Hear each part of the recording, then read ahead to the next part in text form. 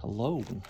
Today we will be opening Avatar: The Last Airbender for Curio Cavern, the place for all your local game store needs, such as Magic, Pokemon, and Riftbound.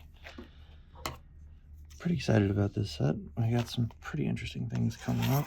I know a lot of my competitive friends are very excited to see what Toph does.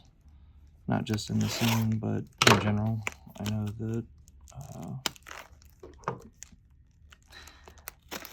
that there's a good amount. There we go. There's a good amount of interesting prints in here, and I feel like majority of people are excited for the Commander reprints. So here's seeing what we can see.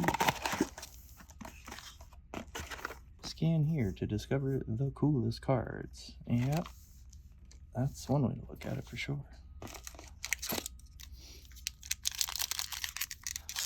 Packaging looks nice. And at least it's all uniform, so much like Spider-Man, it's all going to have AIM on the front. Alright.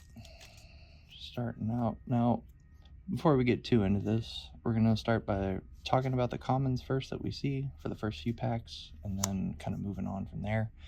We'll be getting them into piles immediately afterwards, so we'll just talk about them as we go through them. Lessons are back. This was from Strixhaven originally, and waterbending lessons. So if you watched the show, which I know I did, but I don't remember all of it, waterbending was pretty cool, and now that they're making it so that you can tap your creatures and your artifacts to help pay for the cost, it's similar to Convoke. Interesting with lessons, though, the learn mechanic was if you didn't have a lesson in your sideboard, you would draw a card, then discard a card. And unless they intentionally bring the learn mechanic back, you won't have to worry about dealing with that. But it looks like most lessons have some pretty good abilities. This one's a little expensive, 4 mana to draw 3, but then discarding a card unless you waterbend 2. So 4 mana to draw 3 isn't bad, but then tapping 2 additional creatures or artifacts to make it so you don't have to discard, that's okay. Just depends on what you're trying to do. And I skipped the Beetlehead emergence. When this creature attacks, you may sacrifice another creature or artifact. If you do, draw a card and put a 1/1 counter on this creature. It's not bad. It's a little 5 mana, but in limited, this should be a pretty good bomb. The Curious Farm Animals. When they die, sacrifice... when they die, you gain 3 life, and then you can sack it to destroy 1 artifact or enchantment. Pretty good. Rocket Rebuke. The newest bite of instant speed. And it's Toph's, of course, because, you know, she gotta. Treetop Freedom Fighters. Oh, love a haste. 3 mana haste creature that gives you another dude. So 3 mana for a 3/2 stats cross. Not bad. Ah, yes, the new Harrow. Well, more like the new Roiling Regrowth, but very similar, only it has the lesson subtype, so it could be used. When this creature enters, create a clue token from Messenger Hawk here. This is kind of like Baleful Strix without the Death Touch, and it gives you another game object. Getting the buff isn't bad. It's definitely see some play in limited for sure. Fire Nation Engineer. Well, now we're in our first uncommon. Okay. So at the beginning of your end step, if you attack this turn, put a 1/1 counter on another target creature or vehicle you control. Okay. Doesn't seem too bad. Seems like it'll go pretty well with that Fire Fleet mythic that's coming that creates copies of itself. Sorcery Ember Island Production. Choose one. Create a token that's a copy of target creature you control, or create a token that's a copy of target creature an opponent controls, except it's non-legendary and it's a coward instead of a hero. Not bad. If it was instant speed, it'd be a little bit better. My Jaded Edge. This is one of the sisters that, well, not sisters, but one of the characters that Azula wanted to have on her team when she was hunting the Avatar. And I think they did a pretty good job. Giving her double strike and prowess seems okay. I think she'll do something. Most prowess creatures do. No haste, though. Long Fang, Grand Secretary. It's another human advisor, so unfortunately it's not in the colors for Bruvac. But whenever another creature you control or a land you control is put into a graveyard from the battlefield, put a 1/1 counter on target creature you control. With the recent addition of Hearthhole, I'm sure that this has a slot in there, along with any other land sacrifice decks. Our first rare, the Last Agni Kai. Target creature you control fights target creature an opponent controls. If the creature the opponent controls is dealt excess damage this way, you get that much red. So in return, you don't lose unspent brand mana as steps and phases end. This could be pretty powerful just because of that second clause. It's not the creature fighting is bad, especially at instant speed. But we'll have to see what it does. This is really good for all the ritual decks. It's right in the same mana cost. Hopefully it does something. Alright, so that's our first rare. Not bad, not bad. And then our foil for the pack is a glider staff. That's what Aang used to, well, what Aang does use when he's flying around. That's the stick he carries around all the time. Also turns into a glider. So not bad. 3 mana, still another exile, but then they can cast it for 2 later, so you can flicker your own thing, or you can flicker someone else's thing. Just got to keep that casting cost in mind. Not bad. And this is the land cycle for the set. It looks like they're doing the 2-color ones, and they just are Horizon lands that are way more expensive and don't cost life. But not bad for dual fixing. Alright, and we got an avatar token. Neat. On a treasure. Yes, give him coins for his cabbages. Alright, on to the next one. So that's what the packs look like. You get your standard commons and uncommons, and you're guaranteed at least 1 rare out of play boosters. Still miss set boosters having the chance of 4 or more rares, and it's not that play boosters don't, but it just feels a little bit different. So we've got Yip Yip and Foggy Swamp Vinebender. A green creature with water bending. Neat. Lightning Strike reprinted. Looking nice with Azula's artwork. Definitely the blue lightning there. It's really cool. And yes, Azula does always lie. A lesson learned by many people throughout the entire series, but not a bad modal card. Definitely let you hopefully kill something smaller and buff something of yours. Waterbending lesson again. Aang's Journey.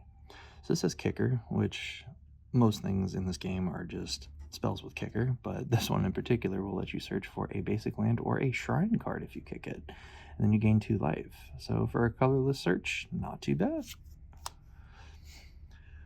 Wandering Musicians. When this creature attacks, creatures you control get +1/+0 until end of turn. So a little battle cry action-isk without the battle cry mechanic itself, but the hybrid mana. So with the rules change potentially coming to Commander, you may be able to play this in your red or white decks.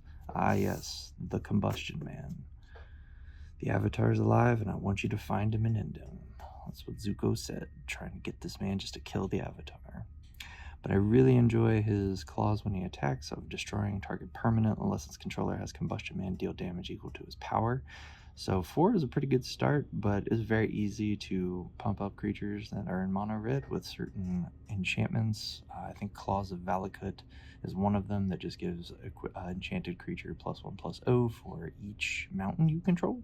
So that could be very good in like a Pauper Commander deck for him. We've got Guru Pathic, who is another ally. Allies making a return. But this one says when it enters, you look at the top 5 cards of your library and you can reveal a Lesson Saga or Shrine card from among them and put it into your hand. Put the rest on the bottom of your library in a random order, and whenever you cast a Lesson Saga or Shrine spell, put a 1/1 counter on another target creature you control. So it'll never get bigger itself, but it does buff your other stuff. We've got one of the Appas that has been printed. Whenever Appa enters or attacks, choose 1. Target creature you control gains flying. Pretty good. Airbend another target non-land permanent you control. I could see Ishin trying to make this work in a budget deck. The 6 mana cost, unfortunately, going to keep it a little away, but it's still pretty good. 4/4 with flying. It's not bad. Fire Navy Trebuchet. So a 0/4 defender with reach, and whenever you attack, so that means this doesn't have to attack, but whenever you attack, you create a 2/1 colorless construct artifact creature token named Ballistic Boulder that is tapped and attacking, and it gets sacrificed at the end step. Not bad. And our rare is Firebender Ascension. I've heard some good talks about this, so let's talk about it for a second. When this enchantment enters, create a 2/2 red soldier creature token with Firebending 1.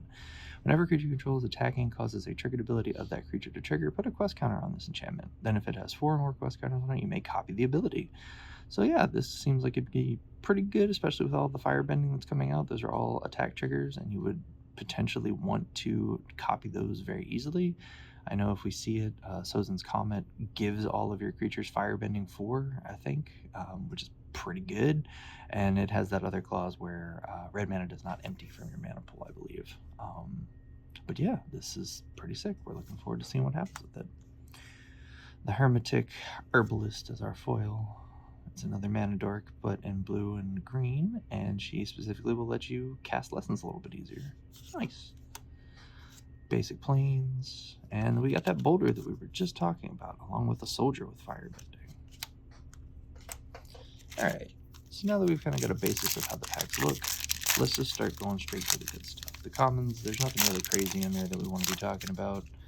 And anything that's of importance, I will try to go through, like Mongoose Lizard. Now, the mountain cycling and the fact that it's just Mongoose Lizard, and it's a creature of Mongoose Lizard, because it is, in fact, a Mongoose Lizard. They do that a lot with Avatar. Path to Redemption. Here's the saber-toothed moose lion, but you see there it is an elk cat, not a cat moose or a moose lion or anything else, just elk cat. Bender's Waterskin. There's been some pretty good speculation on this card as well. Earth Village Ruffians. Tiger Dillo. So now we're in the uncommons. This one doesn't really seem like it'll do much, but a 2-mana 4/3 isn't terrible. Unlucky Cabbage Merchant. The cabbage man of my cabbages. Oh no. The Northern Air Temple, one of the new shrines. It should really be a temple. It should be more of a grave, unfortunately. But, you know, it is indeed a shrine, so gotta give it where it can. Fancy footwork. And my Scornful Striker is our rare. Whenever a player casts a non-creature spell, they lose 2 life. So this will be very similar to Camball, only this is unilateral. So everyone will be affected by this, but not a bad bear, especially if you are gaining life. That 2 life negative won't really do too much to you. Oh snap, we got a foil rare. It's a Katara the Fearless. And this was one of the promos in the Magic Cons this year, but the Resurgence of Allies, definitely doubling those triggers, is very, very good. So definitely want to get those into your ally decks as soon as possible. But yeah, we got a foil. Ooh, and we got a foil for our mountain. Looks like a mountain pass of some sort. I unfortunately don't know the show well enough to know what mountain pass this is, but that does look really cool. Got a food and a dragon token. The dragon token has firebending 4. Alright.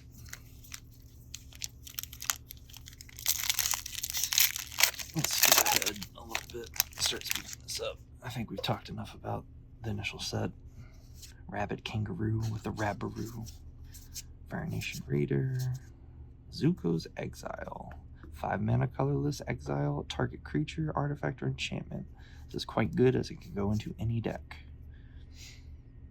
Firebending 1. The Boomerang Basics. Sweet Sokka and his wonderful boomerang. But a 1-mana boomerang, sorcery speed nonetheless, but still, 1-mana boomerang is pretty good. Epic Downfall is a nice reprint, especially in the current meta where most creatures with mana value 3 or greater are always problems, so being able to exile them in black is very good. I know a lot of my friends were excited about this enchantment bitter work, mostly because they felt it would be a good additional draw power for Gruul, but giving an Earthbend on an enchantment is not bad. It's a shame that you can only do it once with Exhaust. Invasion Tactics. More allies, and we got an Earthbender Ascension. This enchantment enters Earthbend 2, then you may search your library for a basic land card and put it onto the battlefield tapped. So Rampant Growth for 3, and it lets you Earthbend 2. But then whenever you landfall, you put a quest counter on it. And then if it has 4 more quest counters on it, put a 1/1 counter on target creature you control, and it'll gain trample. So for all landfall decks, this is quite good. It's just a good start. Canyon Crawler is our foil. And we got some meditation pools. With a copy token and a spirit token. I do like the copy token of Zuko and Iroh. Just something about Iroh's joy and Zuko being big upsetty. It's always going to be interesting to me. All right. Let me skip straight through the commons this time. I'm just going to breeze right through them. More cabbages. Another Death Place. Elemental Teachings. This is our first rare lesson. Search your library for up to 4 different land cards and reveal them. An opponent chooses 2 of them. Put the chosen cards into the graveyard and the rest on the battlefield tapped. Now, this is very similar to Realms Uncharted from Rise of the Eldrazi. The only difference is that they would go to your hand and that costs 2 less, but instant speed nonetheless. So, interesting to see. Oh, the last Agni Kai. It's that red instant that we opened right at the beginning. Not bad for full art. Not foil, unfortunately, but yeah, that seems like it's can definitely do some things. Water Tribe Captain is our foil. All right.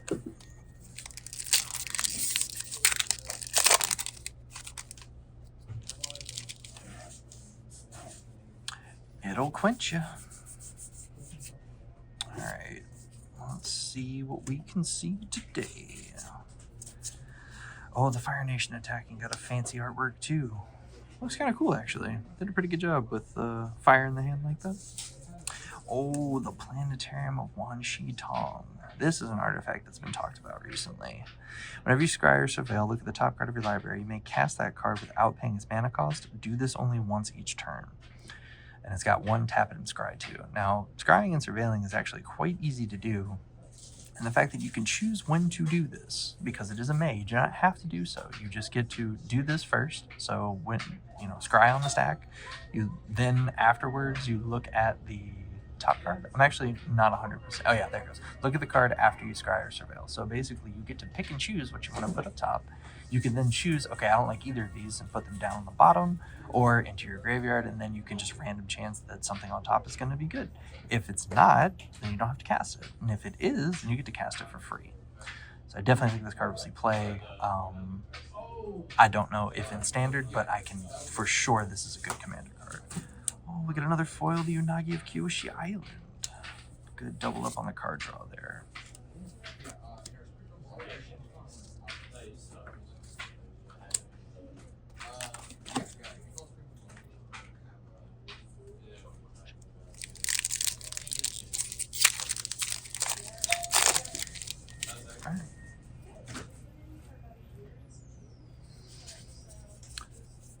Got a cat owl.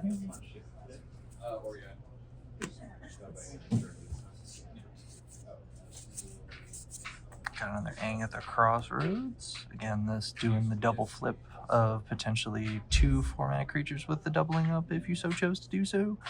But just in general, getting creatures to leave in these colors with flicker effects or with just balanced effects is just very strong. And then turning your land creatures to vigilant land creatures, especially because you're going to be earthbending on combat anyways, is just very good.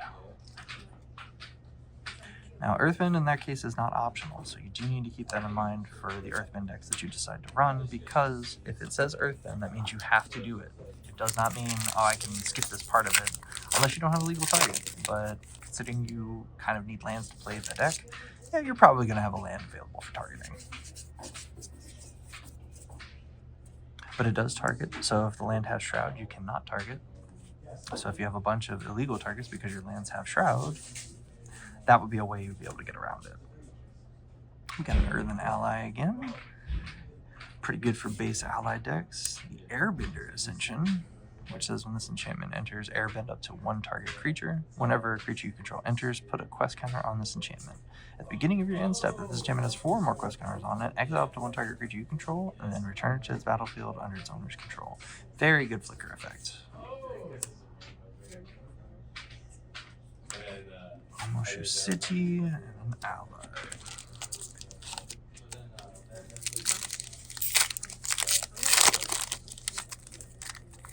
Alright.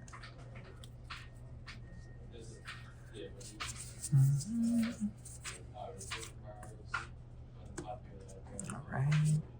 Earth Kingdom, Fire Nation, Ember Island Production, Oh! Another Mythic. We're actually doing pretty good in the Mythic department this box. United Front, X and 2 white. Create X 1/1 white ally creature tokens, then put a 1/1 counter on each creature you control. So for the Basri's effect is not terrible. Basari's Solitude, I think, is the card that I'm thinking of from Core 21 that basically is 2 mana, put a 1 and a white, put a 1/1 counter on each creature you control. So having the bonus token effect to it means you get the instant payoff, and you also get dues with higher power immediately, which is really strong.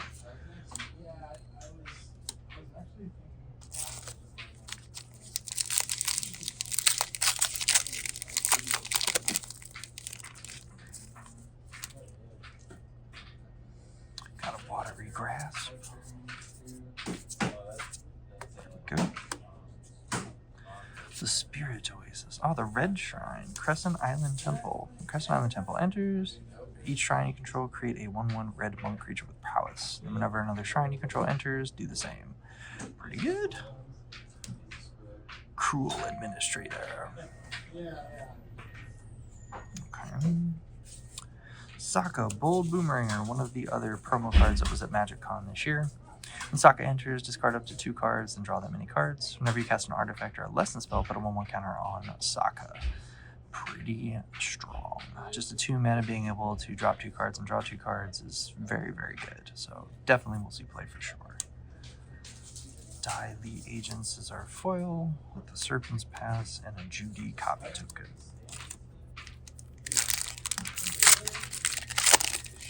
On to the next. The Iguana Parrot is back. Still haven't seen my favorite, the Koala Sheep. I don't know if we will. I think that might be a specific one from the Commander supplemental cards. Spiritwater Revival. Haru the Hidden as our foil. And Foggy Bottom. Swamp is our non-basic. I do appreciate that they give most mana fixing and pretty much all of these. Like we either both get a basic and mana fixing, so that means the limited environment can actually be pretty okay, considering how many different things are so many different colors. Zuko Conflicted, there he goes again. He stays conflicted with a Jasmine Dragon Tea Shop. Messenger Hawk is our foil.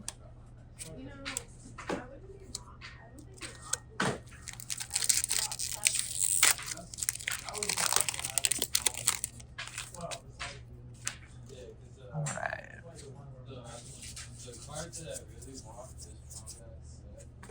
More Tolls of War. The Rise of Sozin.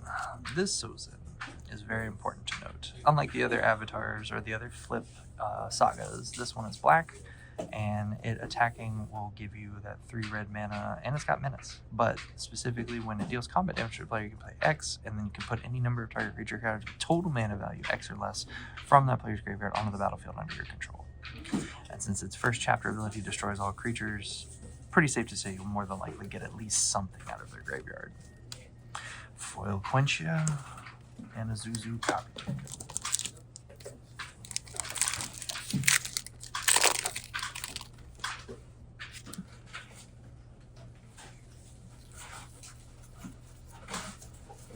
Okay, so our commons. Low and Lee, the twin tutors. We got Grand Green again, and Aang's Iceberg. This is a flash enchantment for 2 and a white. When this enchantment enters, exile it to 1 other target non-land permanent until this enchantment leaves. And then it's got Waterbend 3, and you sack the enchantment. If you do, scry 2. So basically, you just have to either tap 3 creatures, 3 artifacts, or lands, and pay that Waterbend cost to get rid of it and potentially bring back the thing that you brought back or exiled. Foil Lightning Strike, and a food token.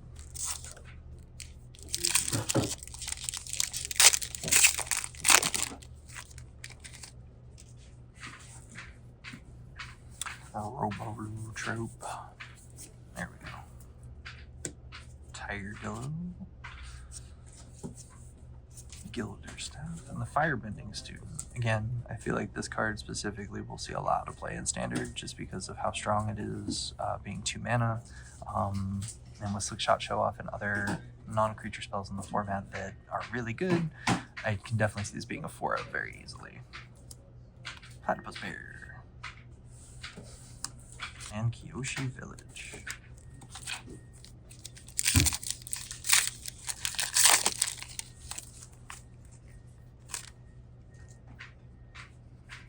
Oh, there's something. There's a couple things. Oh, the Empty City Ruse. Now, this is not an alternate card. This is a card from Portal 3 Kingdoms that was reprinted. It says target opponent skips all combat phases of their next turn. So basically, they just do not get a combat phase. If you were able to put this under, say, like an Isochron Scepter or something else where you could repeat it, you could just constantly make somebody skip their combat, which there's already a lock of that with Stonemore Dignitary, so definitely going to be interesting to see for sure. Fire Sages, Cat Gator, Knowledge Seeker, and we got a Raven Eagle in a fancy frame. I'd be interested to see. Like I said, I feel that this card may do something, but since it's specifically giving you clue tokens that will let you draw your second card, and it's a 2/3 base, it could definitely get there. It's unfortunately dies to Lightning Strike, which is a card that we've seen quite a bit. Aaron Nomad's Legacies are foil with Meditation Pools.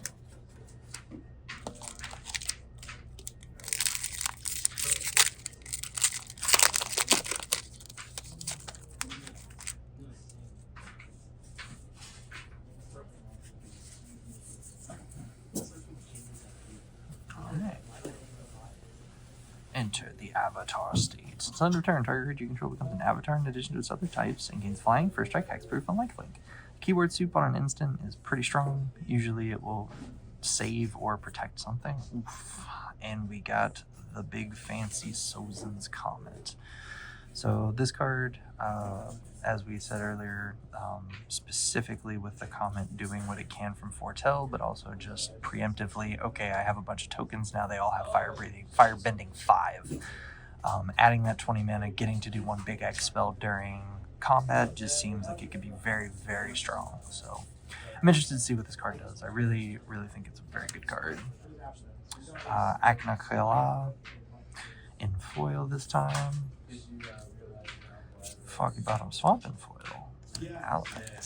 Alright, this box has been pretty good, I would say. I feel like the mythic count is there, the cards that we got, like the quality is there.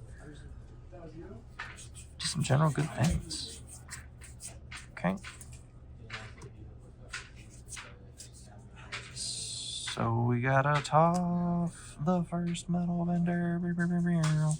I think of all the cards that have been spoiled in the last 3 months, this has been the most talked about in most fan groups I know, and that's because of her innate ability of non-token artifacts you control are lands in addition to their other types. They don't gain the ability to tap for mana, so that's really important for all of your land synergies. But that means that if you play a 0-cost artifact, or if you play a card that is an artifact that's 1, 2, 3 mana, and you have other things that say landfall, this will trigger those things. So, and also at the beginning of your end step, you get to Earthbend 2. So, for example, if you took Darksteel Relic, which is a 0-mana indestructible artifact card, and you just put 2 counters on it, congratulations. It is now a 2/2 indestructible haste. And you get to do that at your end step, so that's okay, but it still won't tap for mana as it doesn't have that ability. Now, there are other things that you can do, like Riftstone Portal, where that'll be in your graveyard, and now your lands do tap for mana, or you can run Chromatic Lantern, which says your lands do tap for mana. But Toph getting out and doing that and then staying alive, given that she's in bolt range, given that she dies to Doomblade, protecting her is kind of going to be the number one thing. So I'm interested to see what this card does. I have a lot of friends that are very competitive with this card and feel like she could be very, very busted, so it'll be fun to watch for sure. War Balloon in foil and a swamp.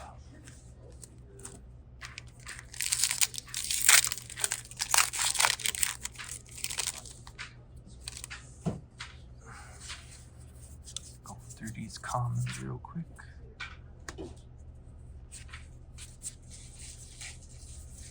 Got another Katara. 5-mana variant again. An Ostrator's foil. A Plains. And an ally token.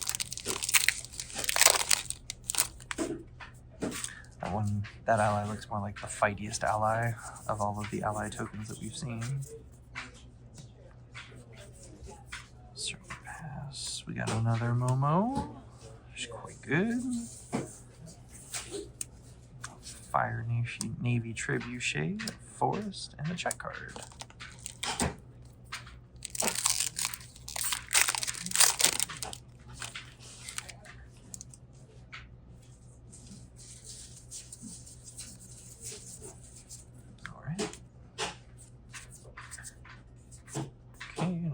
Direct Lightning with a foil Turtle Duck. The Turducken, if you will. Yeah, I feel like we're finishing out on a really strong one. I think that this will probably be the best one we've seen, mostly because of that Sozin's comment. But seeing Toph for the first time, as well as a few other cards that we hadn't seen before, is just really cool.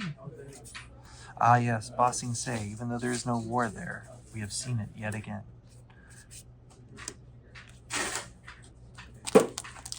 Alright. Hopefully, like I said, we'll see that 3-Tree City, or excuse me, not 3-Tree City, Great Hinge. That would be really cool. I would like that quite a bit. Alright. Dragonfly Sword. Flying Ward 1. Creature's powers equal the number of non-creature, non-land cards in your graveyard. And when this creature dies, if there's a lesson card in your graveyard, draw cards. More lesson synergy. Wartime Protesters. The Ally Haste Enabler. The Iguana Parrot in foil this time. And Meditation Pools.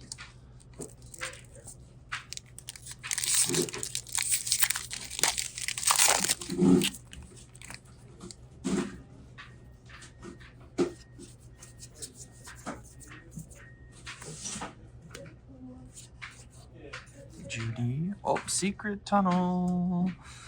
This land can't be blocked. It taps to add a colorless, and you can foreign tap it, and 2 target creatures you control the shared creature type can't be blocked this turn. Yes, Secret Tunnel.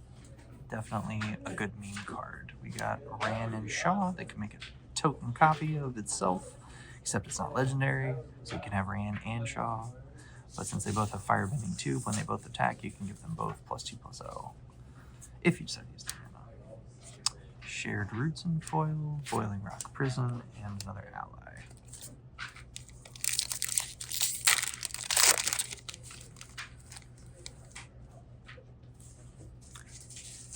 The lessons we learn along the way. That's really what our allies should be teaching us. And it seems like this set is communicating that pretty well.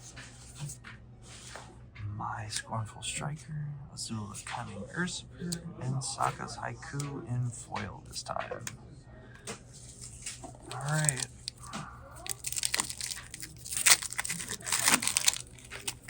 Coming up on the last few packs.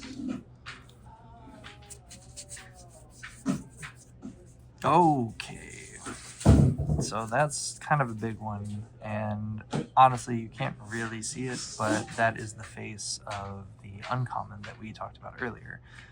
But this is Bloodchief's Ascension, which says at the beginning of each end step, if an opponent lost 2 or more life this turn, you may put a quest counter on this enchantment. And then whenever a card is put into an opponent's graveyard from anywhere, if this enchantment has 3 or more quest counters on it, you may have that player lose 2 life. If you do, you gain 2 life. One of the first sealed events I ever played in, when the Zendikar block was in, someone activated this against me and was doing their best to remind me of it. And I was trying my best to keep track of it as well. But then later when I had it, my opponent was not reminding me because it very importantly says, you may. And if you're not paying attention, and if you let the end step come up before you've announced your triggers, you do not do the ability of this card once you get the quest on there. So very important to remember. Remember your triggers, kids. It's very important. Alright, we got another Swift Savior Aang, who can transform into Aang and La. And we still haven't seen, unfortunately, the sweet 5-color Aang. But here's to hope. We still got a few more packs, so might get there. Might see that.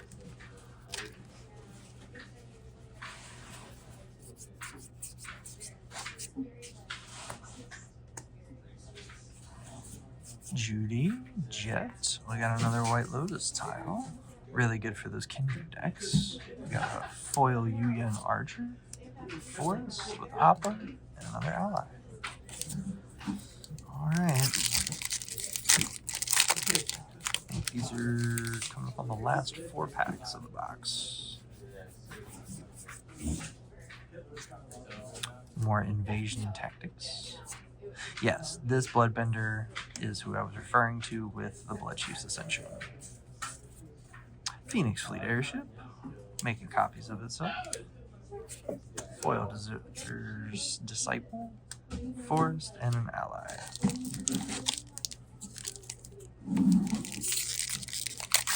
Alright. Last few packs of the final box.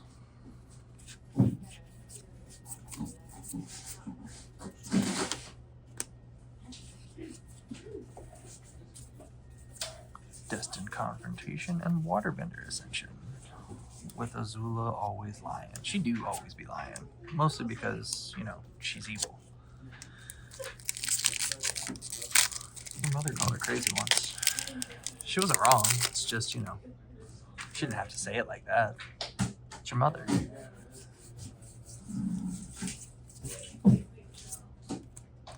Enter the Avatar state. Booming.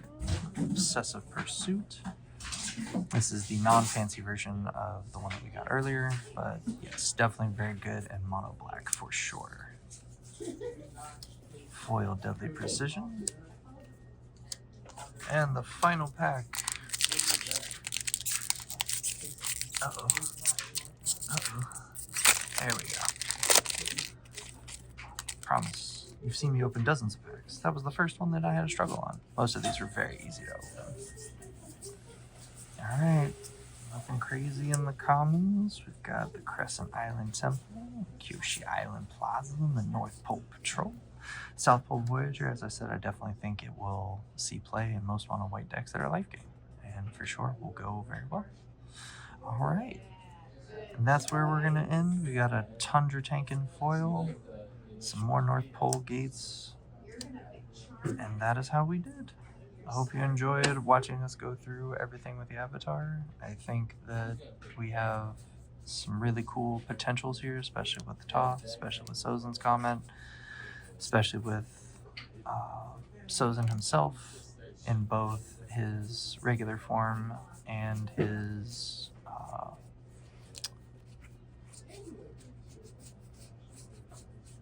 Saga form, and I think UA is definitely going to do something. So we'll have to wait and see exactly what these cards end up doing, but I'm very excited to see what happens with the set when it comes out. Hope you all enjoyed. Round 2, Electric Boogaloo.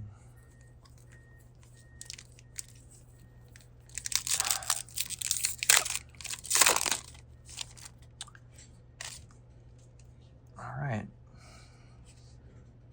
Yeah, the exhaust mechanic making a return is definitely interesting. I think that it was fun while it was in Aether Drift. I think everyone was looking forward to the small break that we got from it, and now that it's back, it'll just have more relevance for all of the exhaust cards that were printed inside of Aether Drift. Alright, we got a Raven Eagle. It's got a flying, cost 3, and when this creature enters or attacks, exile up to 1 target card from a graveyard. If a creature card is exiled this way, create a clue token. Okay. And then whenever you draw your second card each turn, each opponent loses 1 life and you gain 1 life. This would be very good in Dina and Zimone. I think that she specifically focuses on drawing cards and drawing specifically the second card, so this definitely has good potential. We got an Earth Rumble, but this one's foil. And again, that watermark is just so pretty. They did a really good job on the watermarks for each of the nations. Another Plains, and another token. I will say, though, I do think this ally token is probably the prettiest so far that we've seen. Alright. And now we're kind of on a zoom path because, as I said, we have seen many of these. We'll stop for the interesting things. But, yeah, like this, Crashing Wave. So that's just an alternate full art card of an uncommon. It costs 2 blue, and then as an additional cost, you waterbend X. So then you'll tap up to X target creatures, then distribute 3 stun counters among tapped creatures your opponents control. So this can help you if you were trying to tap your own creatures to save them from like a split decision or anything like that. And being able to tap your own dudes and or artifacts that couldn't really apply mana is a good, interesting thing to do. The Meteor Sword. It's the best sword. No, it's definitely very good. It's not. I still like the Boomerang as Sokka's weapon of choice, but Meteor Sword is very, very cool as it does Meteor Golem effects for 7. Equip cost is a little high, but it coming in and destroying something makes this very flickerable and a good target for the Masterworks Ingenuity.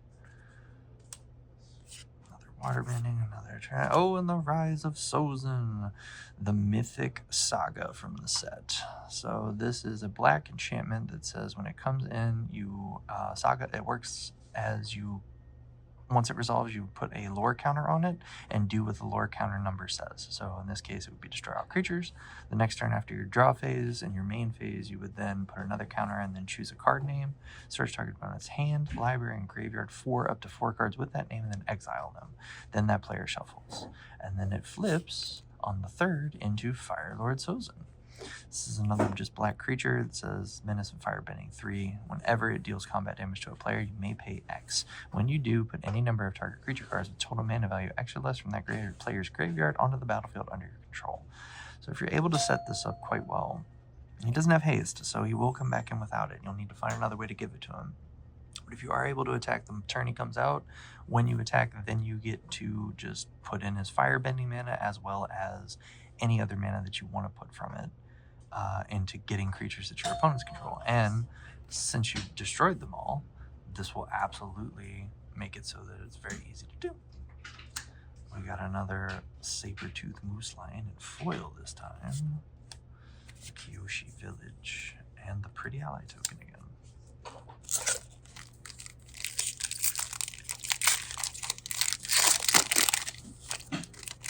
Alright.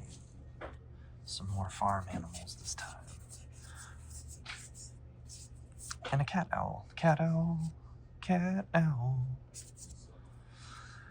We got a White Lotus Hideout, which lets you spend mana as though there were any color on shrines or lessons. So definitely good to have that flexibility there. Nice to give some lesson support. Master Piando. Decent uncommon. Uncle Iroh again. Cave of Two Lovers, and boom, the comment. Yeah, this card is something that when I read it, it was very exciting. Each creature you control gains Firebending 5 until end of turn. And when it attacks, add 5 red mana, and this mana lasts until end of combat. So in most generic token decks, at any given time, especially in red, you will have 4 to 5 creatures attacking. That means that you're going to get 20 to 25 to 30 sometimes mana just for attacking with the creatures. The creatures don't have to deal damage, they just have to attack. If you get any sort of doubling triggers like with Ishin or Wolfgar and Commander, you just run into a boatload of red mana that you can then immediately pump into a Comet Storm, a Hurricane, something instant speed X spell that will just make your opponents not very happy. And the fact that you can foretell this for 3 is very, very strong, especially if you can create tokens before you play it. But I think this card will actually do something, and I'm excited to see what players come up with. We've got our Earth Ruffian Village as our foil. Boiling Rock Prison. Another Pretty Ally token. Man, we 3 for 3 on those ally tokens. Wrapping up the end of the first box here. We got a few more packs to go. Hog Monkey. See, I didn't say hog, I just said boar. And it's the thirstiest cactus juice ever. A wolf bat, which is a wolf in Tibet. But this is whenever you draw your second card each turn, you may pay a black. If you do, return this card from your graveyard to the battlefield with a finality counter on it. So this will be very good for a good reanimator strategy, because even if it comes back with a finality counter, there are ways to maneuver those counters, and there's also ways to where it won't really matter. You'll be able to get rid of this as like a payment effect for something else that you want to sacrifice. So good, decent uncommon. Leaves from the Vine, another lesson. Oh, an instant speed. Okay, so accumulate wisdom. Look at the top 3 cards of your library. Put one of those cards into your hand, the rest on the bottom of the library in any order. Put each of those cards into your hand instead if there are 3 or more lesson cards. So this goes really good with Uncle Iroh that we just saw. The Tolls of War. Whenever you sacrifice a permanent during your turn, create an ally creature token. Okay. And it does give you a clue token to sacrifice immediately. Yes, and then this monster. So I'm intrigued with the recent commander changes. They didn't make this legendary with good reason, but I do feel like it would have been very fun to see this in the command zone. So maybe with the Falcon, you can kind of do something. But this specifically, so this is a 4-mana 4/4 with flying. It says at the beginning of your end step, if you sacrifice a permanent this turn, create a token that's a copy of this vehicle. As long as you control 8 or more permanents with the name Phoenix Fleet Airship, this vehicle is an artifact creature. So once you get up to 8 or more, you then have a slew of 4/4s with flying that you can just attack with, but their crew is only 1. So once they become creatures, crewing them is irrelevant, but until that time, crewing them is actually going to be quite easy to do so. Interesting card. Otter Penguin. Whenever you draw your second card each turn, this creature gets +1/+2 and can't be blocked. So just a good little hitter. And you go with Penguin sliding with me, and that's what Aang said to the Otter Penguin. Serpent's Pass, and another food token. The bear that you already saw. Alright. Moving right along. Got some rowdy snowballers, more ally things. Alright. Here we have June the Bounty Hunter. She can't be blocked as long as you've drawn 2 or more cards this turn. And then you can pay 1 and sacrifice another creature to create a clue token, but you can only activate it during your turn. Pretty good. Fire Nation Warship. The new exile a creature. We got another Toph. Ooh, and a Momo. I have heard some speculation on Momo. I believe that it definitely has potential, especially in Standard, because reducing the cost of the next creature you play the following turn could definitely have some very good upsides. With the current meta being what it is, we'll see now that the bans have happened and VV Cauldron is no longer a thing. It would definitely be interesting to see what mono white or even other white decks can do with Momo. We got a foil Air Nomad Legacy. Again, look at that watermark. They just did a really good job with this, and I appreciate the artwork that they chose as well. Full Art Forest, which is more City in the Clouds-esque with Appa there just chilling. And another food token.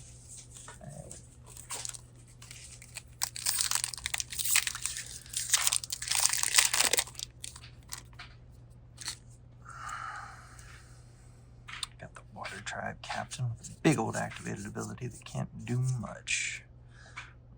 Down to another Cat Gator. And then we got some Sandbender Scavengers as our first rare. You may sacrifice another permanent, put a 1/1 counter in this creature. So whenever you do it. So for 2 mana, and having a 1/1 is not bad, but immediately turning it into a 2/2, a 3/3, a 4/4, it's going to be pretty easy to do, especially with treasures, because this specifically just says another permanent. It does not have to be a creature. And then whenever it dies, you may exile it. When you do, return target creature card with mana value less than or equal to this creature's power from your graveyard to the battlefield. So pretty good early game, has a decent late game effect when it dies. It's just pretty strong. Yes, the 5-color ally that says this creature gets +1/+0 for each color among allies you control. And then it's got 2 Wooburg, Earthbend 5. Not terrible. A 0/2 that doesn't do much when it comes in other than giving itself +1/+0. Isn't bad for 1 mana. The 7 mana ability at the end might do something later in the late game, but I think for allies, this is just an okay ally enabler for any ETB effects. Our foil is Zuko's Conviction, as well as a Foggy Bottom. All right.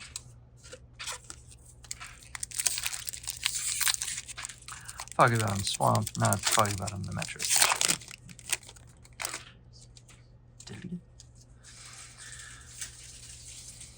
Good amount of lessons. The Turtle Duck.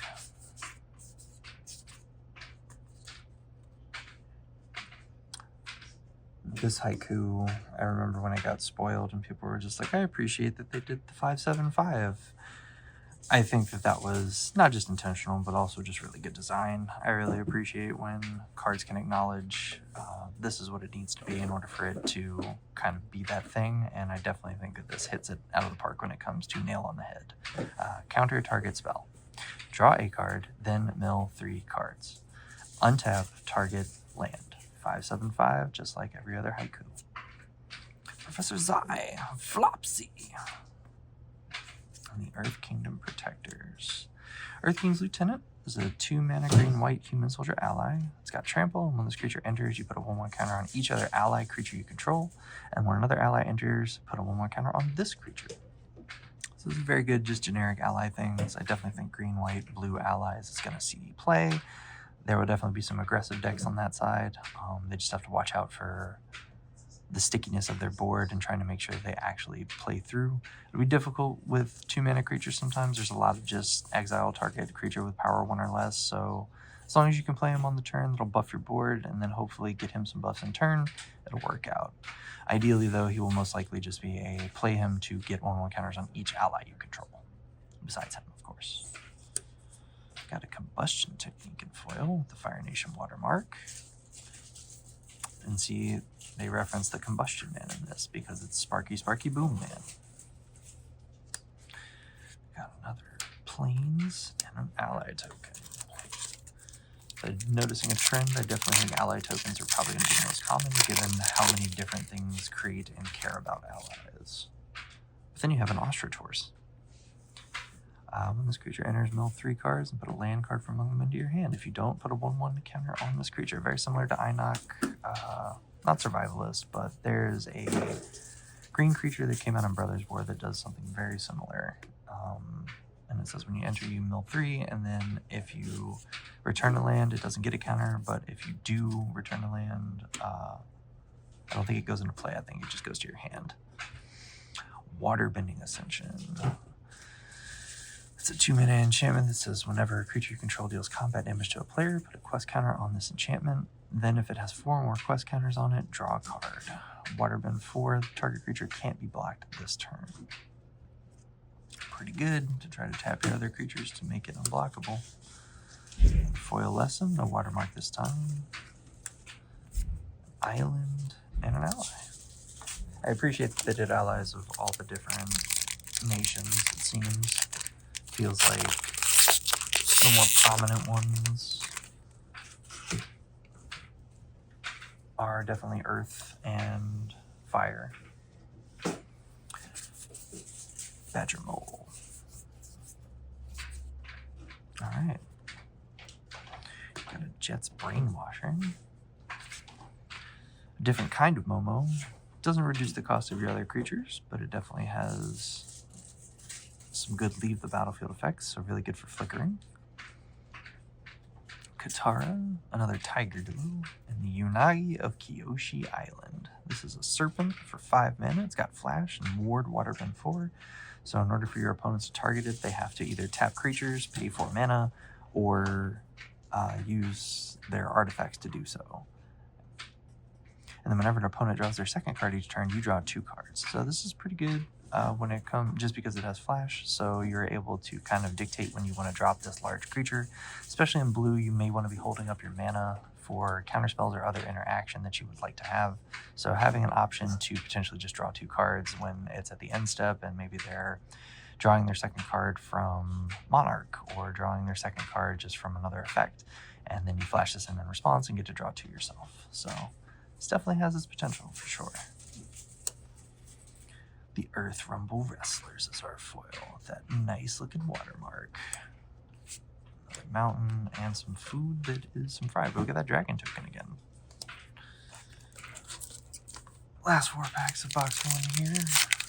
We did only see the 1 mythic, so that was actually pretty interesting. I thought for sure we would have seen 1 or more. But we did get the comet, so not terrible. No Avatar Aang,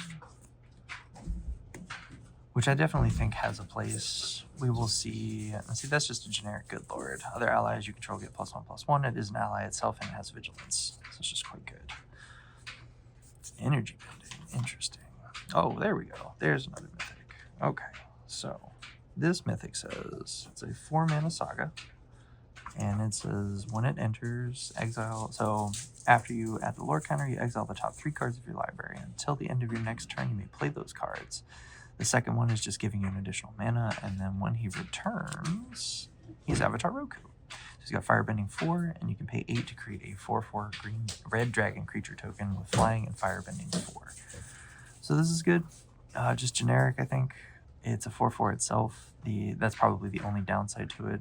The 8 mana cost, you'll be able to get there very quickly, especially once you get Firebending. But again, very similar to Citizen's Comment, if you are able to give creatures Firebending on top of the Firebending that they already have, that is 2 separate instances of triggers. So as far as I know, it doesn't stack onto itself. So if you were to give Avatar Roku with Citizen's Comment Firebending 5, you would add 9, but it would be 2 separate triggers. So each of them would copy. And I guess it balances out, because even if you were to do Firebending like that, it would still do 18, which would be the grand total if you doubled up the trigger. But very cool. Very interesting card.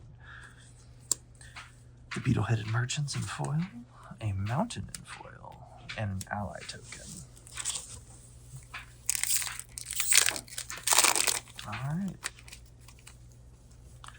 Sold out. I have a feeling that's going to happen pretty quickly with this set. I think that a lot more people are excited for it as opposed to Spider-Man, which is quite unfortunate, because I believe that Spider-Man had some definitely good cards in it, some mechanically unique cards, but the set itself was poorly received because there's just a bunch of stuff that doesn't do anything in the current meta. And that was kind of the end-all be-all to it in the first place, was that if there's no real reason to replace any of the cards that are there, then why change it? So we got the Earth King, which creates that 4/4 Bear Green creature token that we saw earlier. And it says when it enters, you get that. And then whenever one or more creatures you control with power 4 or greater attack, you search your library for up to that many basic land cards and put them onto the battlefield tapped, then shuffle. Pretty good ramp. Is a 4 mana card, so you kind of want to play this when you already have a board of 4/4s that are about to attack. And hopefully you can get a few mana off of it, maybe more than 2 or 3 if you're lucky. But pretty good. We got a foil of Sokka's Haiku, some North Pole Gates again, and another ally token. Alright. One more pack from box 1.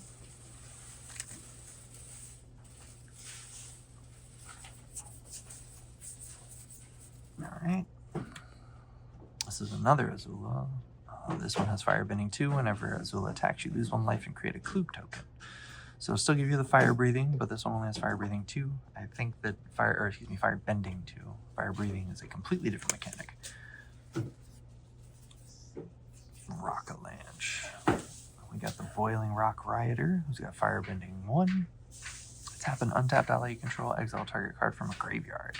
Whenever this creature attacks, you may cast an ally spell from 1 card you own exiled with this creature. So specifically, you can get your own allies back.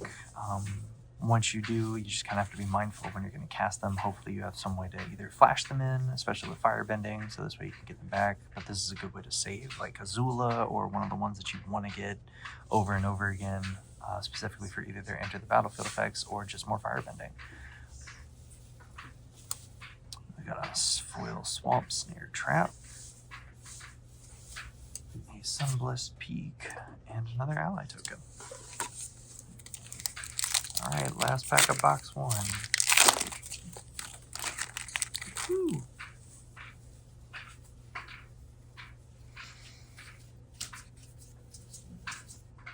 Let's see if we can get some juice in the final slot. We got Hero's Demonstration, or Iroh, I don't know why I called him Hero.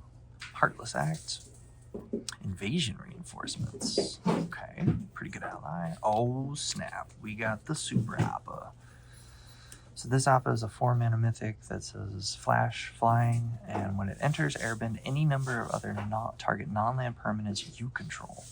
And then whenever you cast a spell from exile, create a 1/1 white ally creature token.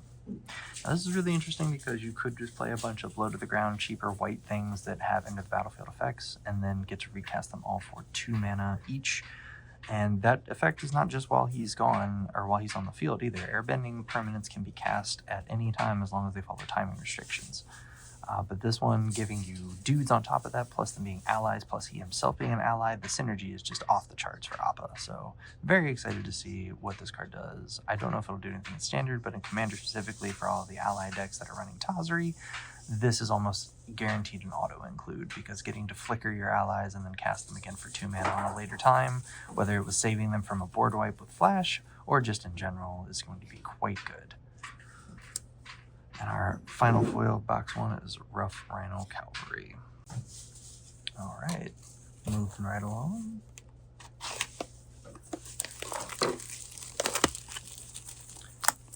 See, I've already got better feelings about this set than I did with Spider-Man, and that's mostly because with this set there's already a bunch of playable things, and people have been talking about the cards coming and what firebending is going to do to the set. Didn't really get that talk with Spider-Man, unfortunately.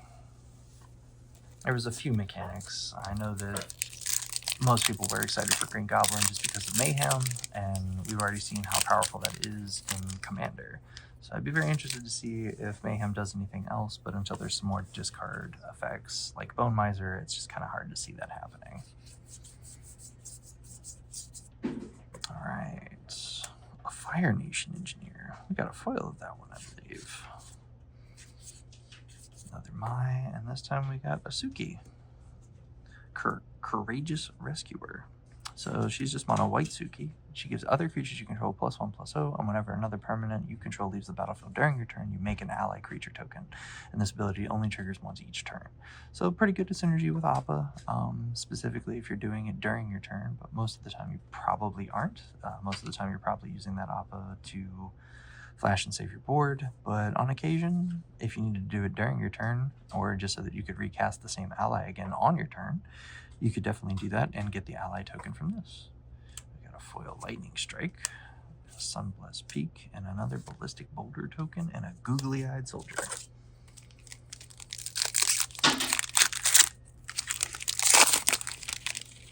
The design of this set, I feel like they took a lot more care into. Kind of makes me wonder if Nickelodeon had some hands on the wheel and was just like, all right, if you're going to do this IP from us, at minimum, you better make it good. Maybe for Marvel, because they were just like, well, the stuff is going to sell itself, so we don't really have to worry about doing too much with it. And now they're finding out, okay, maybe it won't sell itself. We got a Tiger Seal. It's got Vigilance. It's a 1-mana 3/3, and at the beginning of your upkeep, you tap this creature. Whenever you draw your second card each turn, you untap this creature. So again, a lot of those drawing second card synergies, this definitely has potential to do something, but a 1-mana 3/3 with Vigilance is pretty good because you can still attack with it, but it getting tapped at your upkeep, that's kind of unfortunate. Foil Shared Roots. A foil Full Art Forest with what looks to be some kind of, I can't tell what kind of animal that is, and I don't want to say it's something it's not, but it almost looks like the lion turtle, because it feels like that on its back was there, but pretty cool. Another ally token.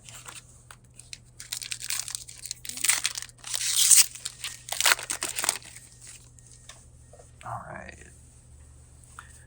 Earthbending Lesson. Spirit's Oasis, or Spirit Oasis. When it enters, you draw a card for each shrine you control. Okay. Whenever another shrine you control enters, draw a card. So the blue shrine seems like it's very strong. Very similar to the Honden, but definitely a little bit more controlled draw, because you can kind of decide when you want to play it, and then if you have other shrines that you want to do, you can always play it with. Definitely think Go Shentai is getting some very good updates for this, for Commander. And we got another Iroh, but this time less fancy. Very similar. It's the exact same card that we pulled before, but again, with those lesson synergies, definitely has good potential. And we got a foil Yue, the Moon Spirit. She's got the Waterbending Watermark as well, and she has Flying Vigilance, costs 4, and is a 3/3. She has Waterbend 5, and then you have to tap her. You may cast a non-creature spell from your hand without paying its mana cost. This is going to be very interesting for most Omniscience decks. I know that Omniscience is still in Standard right now, so it'll be interesting to see if people try to utilize playing Yue on turn 2-3, if they're able to get some ramp into it, and then turn 5, potentially dropping the Omniscience into some sort of combo, or it doing anything else. But the fact that it's any non-creature spell from your hand without paying its mana cost, this definitely is going to see some play in a lot of places. We got a Forest and another ally token.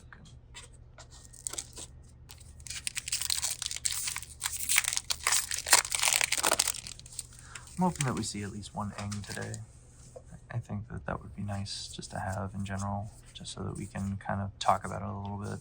Because I definitely think 5-color commanders are a dime a dozen nowadays, but before it was very difficult to try to find one that you didn't want to do something with. Spirit Water Revival. So it's a sorcery, and as an additional cost to cast this spell, you may Waterbend 6. So you don't have to. But if you do, you get to instead shuffle your graveyard into your library, draw 7 cards, and you have no maximum hand size for the rest of the game. So You can, in theory, turn this into a 3-mana, tap a bunch of dudes, shuffle your shuffle your graveyard into your library and draw 7 cards, or you can just treat this as strictly a 3-mana draw 2. Either way, it gets exiled once it resolves, but getting that additional cost in would definitely help tremendously, because getting to draw 7 fresh cards as well as giving you no maximum hand size without a condition, definitely worth it. Got a Fire Navy Trebuchet again, this time in foil, planes, and a copy token. Thank you, Zuzu, the copy token. You may be wondering why I keep calling him Zuzu, and that's because that's what Azula called him. That was kind of her pet name for her brother, and I always thought it was funny. Because if he had ever tried to give her something like that, like a Zulula or a Zulala or something like that, I have a feeling she probably would have burned the other side of his face, because she's a little unstable. We got a Judy. And it's one of many. Notice she does not say you may have as many copies of Judy in your library as you would like, but she does have a pretty good activated ability. Oh, Asaka, Tenacious Tactician. This one is the 4-mana legendary creature human warrior ally. It's got menace and prowess, so whenever you cast a non-creature spell, it's going to get bigger. And then other allies you control have menace and prowess. And then when you cast a non-creature spell, you get an ally creature token.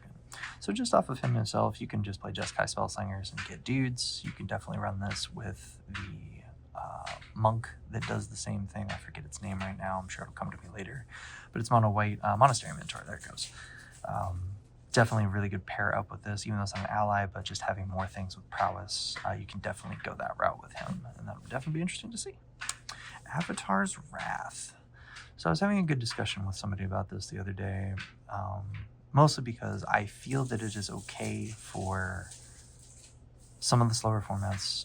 Ideally, this is really good in Casual Commander when someone is just, okay, I've set up my plot turn, I'm just gonna, and then you just lay this down, shut that down, and airbend everything else besides the one creature that you wanted to save. So in especially those Voltron-y type commanders where you just want to be like, okay, I'm protecting this creature, and then everything else is going to get airbent, and then afterwards, now my opponents can't cast spells from anywhere other than their hands. So if you happen to do any sort of hand control while you're doing this, you can just basically make sure that whatever you saved is going to live, and then you kind of get to ensure your opponents don't do anything from foretelling either Sozin's Comment or doing anything else from plot. So I definitely think this will see play, but I'm unsure how good it is at 4 mana.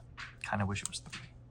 Got foil Union Archers, some Foggy Bottom Swamps again, and check card. Okay. Alright. So we got 2 mythics in the last box. I'm hoping that we can at least do 3 or 4 in this box. Let's see.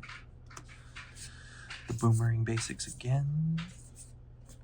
The Diligent Zookeeper. Each non-human creature you control gets +1/+1 for each of its creature types to a maximum of 10.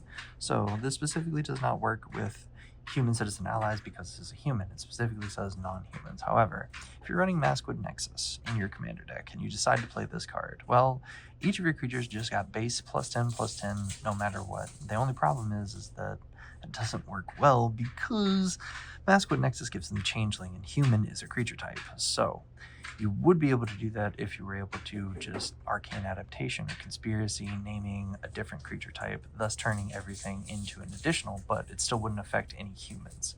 So not necessary to do, just very good if you're running a bunch of beasts or other multi-type creatures, but it only goes up to a maximum of 10. We got a foil Deserter's Disciple, a Serpent's Pass, and another check card. I do appreciate that they're giving more of the modal check cards. With more modal printed cards, they should have those, I believe. I think that those should almost become a staple at this point. Plus, they make for really good proxies. Another Fire Navy Trebuchet, a Toph. And there's one of the ones that I am very excited to see. So this Zuko is a 2-mana creature. It is a 2/3. This is the beginning of your first main phase. You choose one that hasn't been chosen and you lose 2 life. So you can draw a card, you can get a 1/1 counter on him, you can add a red, or you can blink him and return him into the battlefield under an opponent's control. Now, this doesn't have any clauses on it that says it can't attack you, it can't attack anything you control, so you kind of have to play around with that. But getting to do this 3 times and then, I don't know, either homeward pathing or getting it back to you after you give it to an opponent just seems like it would be fun to do. So I definitely think that that'll be a fun casual commander deck to build. But in standard, we'll see what it does. Got an iguana parrot. Now see, this one has a 3rd creature type. It's not just a lizard bird, it's a pirate as well. North Pole Gates. Not to be confused with the actual gates.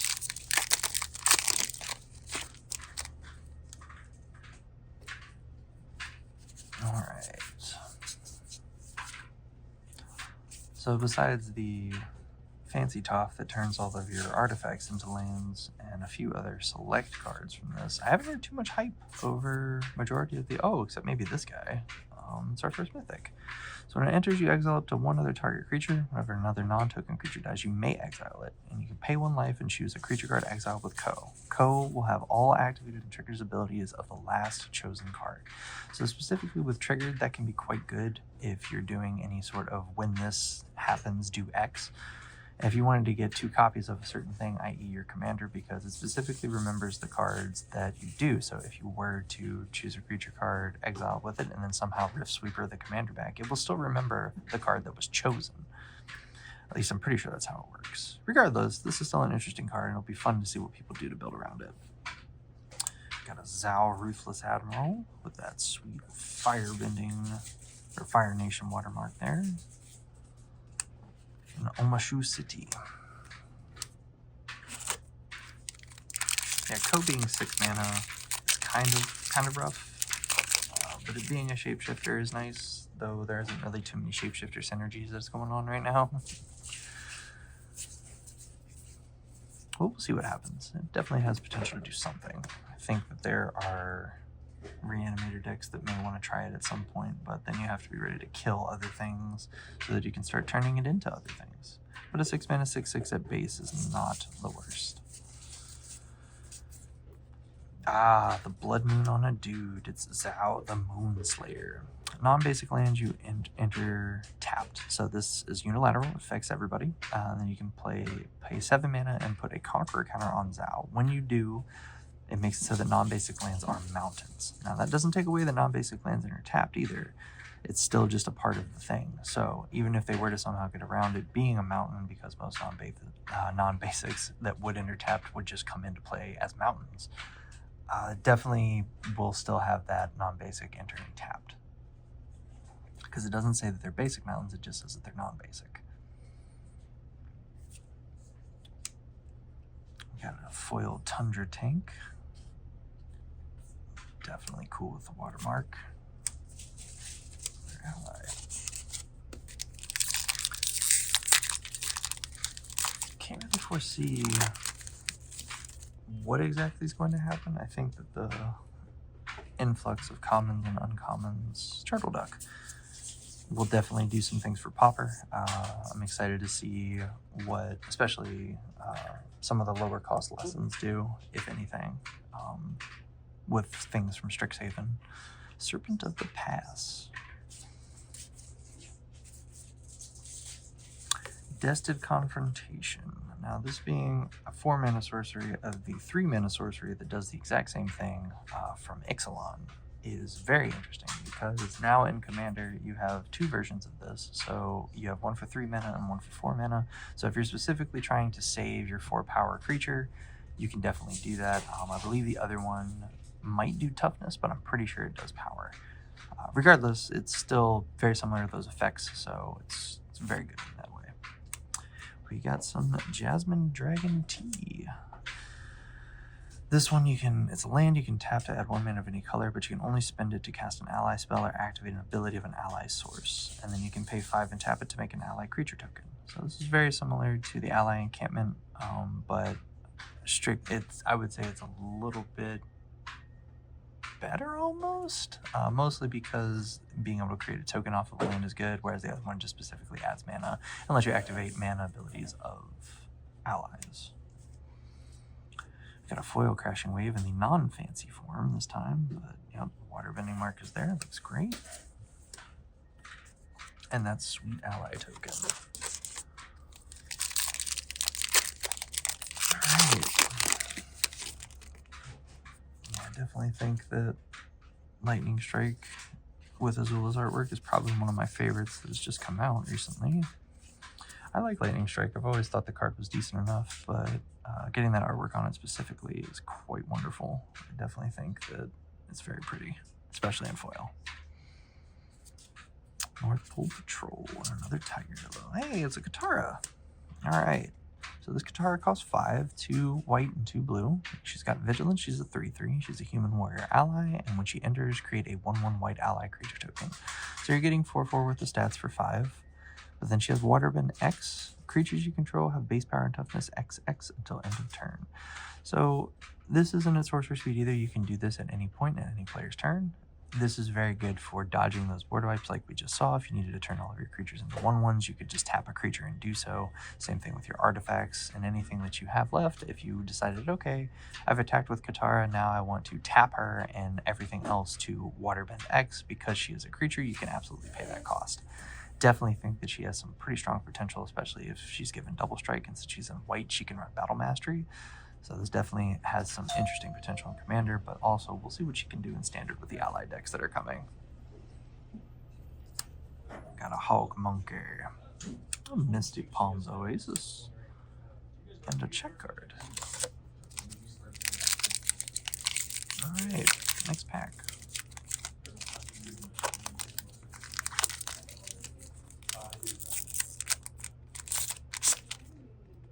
Alright.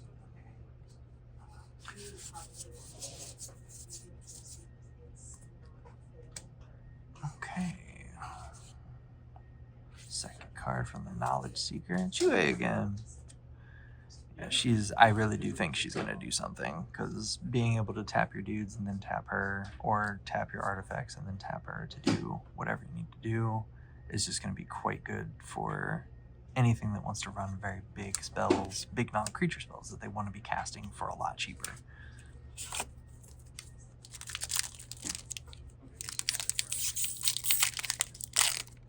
Alright, on to the next. We're zooming right along now. Got a good group going. Got a good amount of commons, and we see what the difference is in each one of the packs. It does feel like they haven't really gotten too samey yet, though I feel like I just literally opened these last 4 uncommons in one of the most recent packs. Fated Firepower. So this is one of the new enchantments, new mythic enchantments that I definitely think has a lot of potential, especially in mono red burn decks. But it has flash. It enters with X fire counters on it, so it's X and 3 red. And then if a source you control would deal damage to an opponent or a permanent our opponent controls, it deals that much damage plus an amount of damage equal to the number of fire counters on this enchantment instead. So this applies towards everything. It does it for creatures, it does it for spells, it does it for any other way that they would take damage. So Blasphemous Act, that deals 13 plus X. Firebell, that deals X plus X. There's just so many ways that you can make this very powerful, even if you only got 2 additional counters on it, 3 additional counters on it. And with Proliferate, yeah, it's very easy to get this card out of control really quickly. So interested to see what it can do. Path of Redemption in foil, no crazy watermark, and another boulder.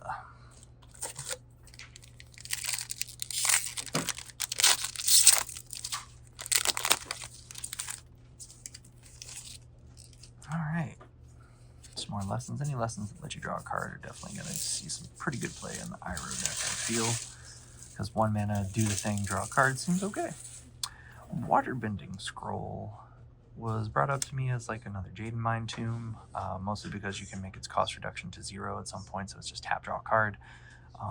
Pretty good in mono blue for sure. I've been debating putting it in one of my mono blue decks just to try it, but I feel as though this card may see play in mono blue if it actually does something in the current standard game.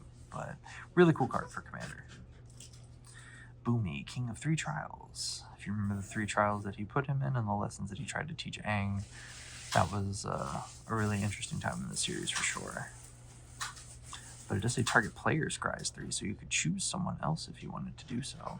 if you wanted to be generous. But at 6 mana, you're probably not being that generous to your opponents, though you could be. Lo and Lee, Twin Tutors, and Day of the Black Sun. It's not to be confused with Black Sun Zenith, which puts -1/-1 counters on your stuff and then reshuffles. This is each creature with mana value X or less loses all abilities until end of turn. Destroy those creatures. So this is very strong for board wipe, even if you weren't able to destroy them because of whatever reason came up. If they just couldn't innately die, but them losing all abilities would pretty much guarantee it. They don't get any death triggers, and it is each creature, so it is unilateral, unfortunately, but if you're able to just hit this for whatever you're trying to kill, then there's a pretty good chance that you'll actually be able to do something to save yourself or the board that you're trying to protect. But a good card nonetheless. We got a foil Curious Farm Animals, a Swamp, and an Ally.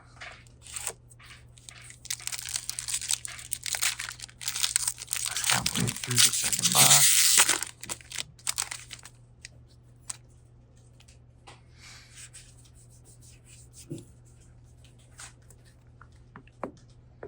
So Merchant of Many Hats, being able to return it from the graveyard. We've seen a lot of cards recently that care about cards leaving the graveyard.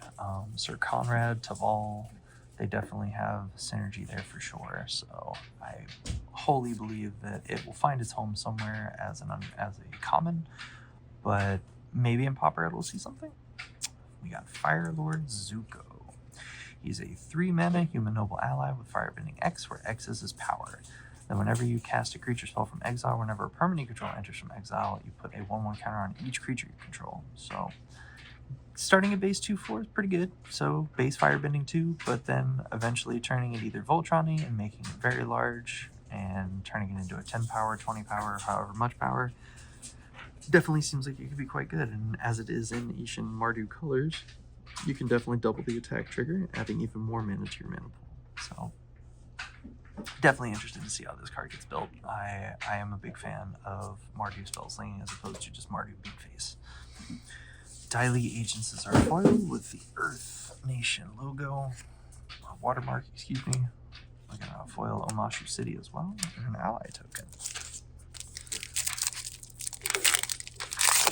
So the Mythic spread doesn't seem too bad so far. Feels like 2 to 3 per box if you're lucky. Fortunately, I know that it can't always be hitters, can't always be zingers. Bossing Say, not the war, just Bossing Say. This land enters tap unless you control a basic land. It taps for a green, you can pay 2 and a green to tap it and Earthbend 2. So you could even Earthbend Bossing Say if you wanted to. Oh, another mythic, wow. This artifact enters tapped, costs 4, and it's the White Lotus title. It says you tap it to add X mana of any one color, where X is the greatest number of creatures you control that have a creature type in common. So this is very strong with, as it's colorless, it goes into pretty much any deck that is Kindred. So if you're running bears, if you're running goblins, if you're running anything like that, elves, this fits really well into those type of decks. This will pair well with creatures like especially slivers that have creatures that can make other creatures based on how much mana you can pump into them. So it's definitely worth it to consider this card for any of your Kindred decks. So Always Lies is foil, another Omashu City but non-foil this time, and a food token.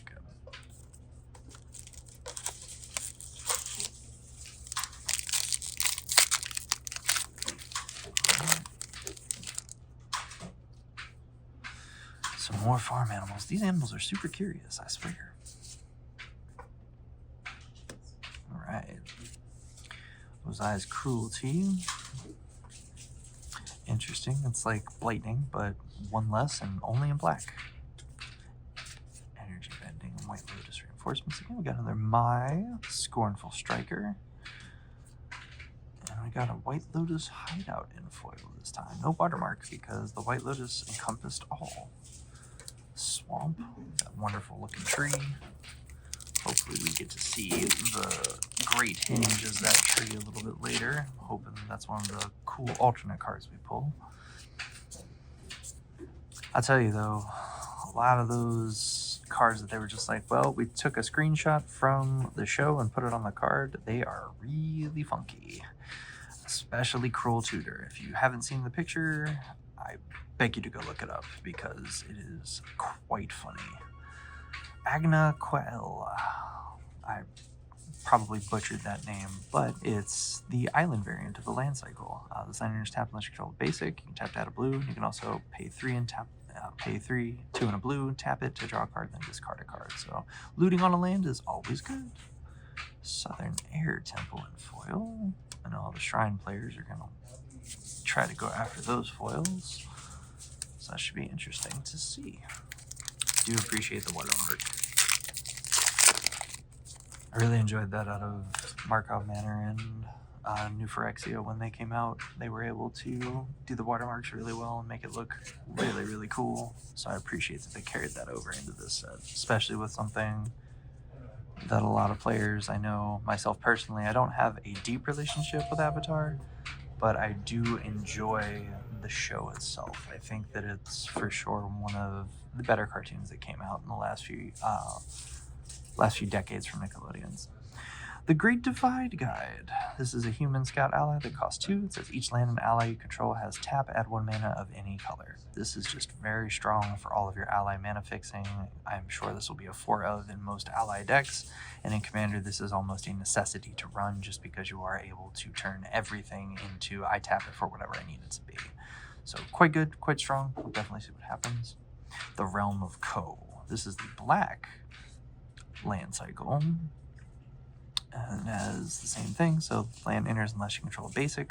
You can tap to add a black, and then you can pay 3 and a black and tap it to create a spirit creature token with this token can't block or be blocked by non-spirit creatures.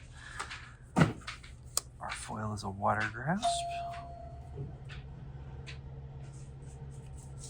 And we got a Full Art Mountain, as well as this food token. Okay.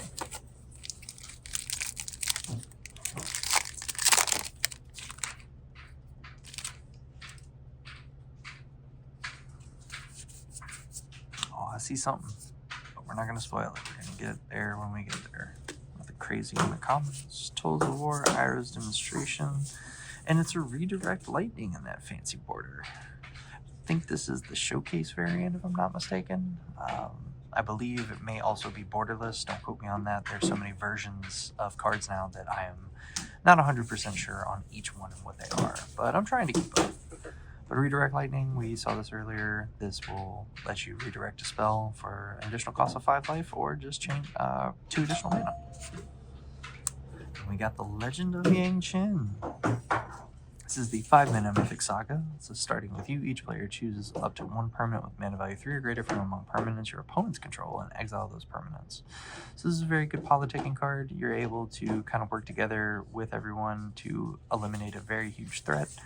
Unfortunately, it can only hit mana value 3 or greater, and it can't hit problematic lands because it specifically says the permanent has to have a mana value of 3 or greater. And it's only things your opponents control, so this is only going to benefit you. But if you have more than one opponent trying to pick one of those things, it definitely will be whatever it may be. Now, the opponent will most likely, if it's just a 1v1, will just pick the permanent that you picked because they understand that it's just a 5-mana removal, and unfortunately, there's not much you can do about it because if they pick something else, whatever gets the most votes, whatever gets chosen will get exiled. It doesn't even have votes.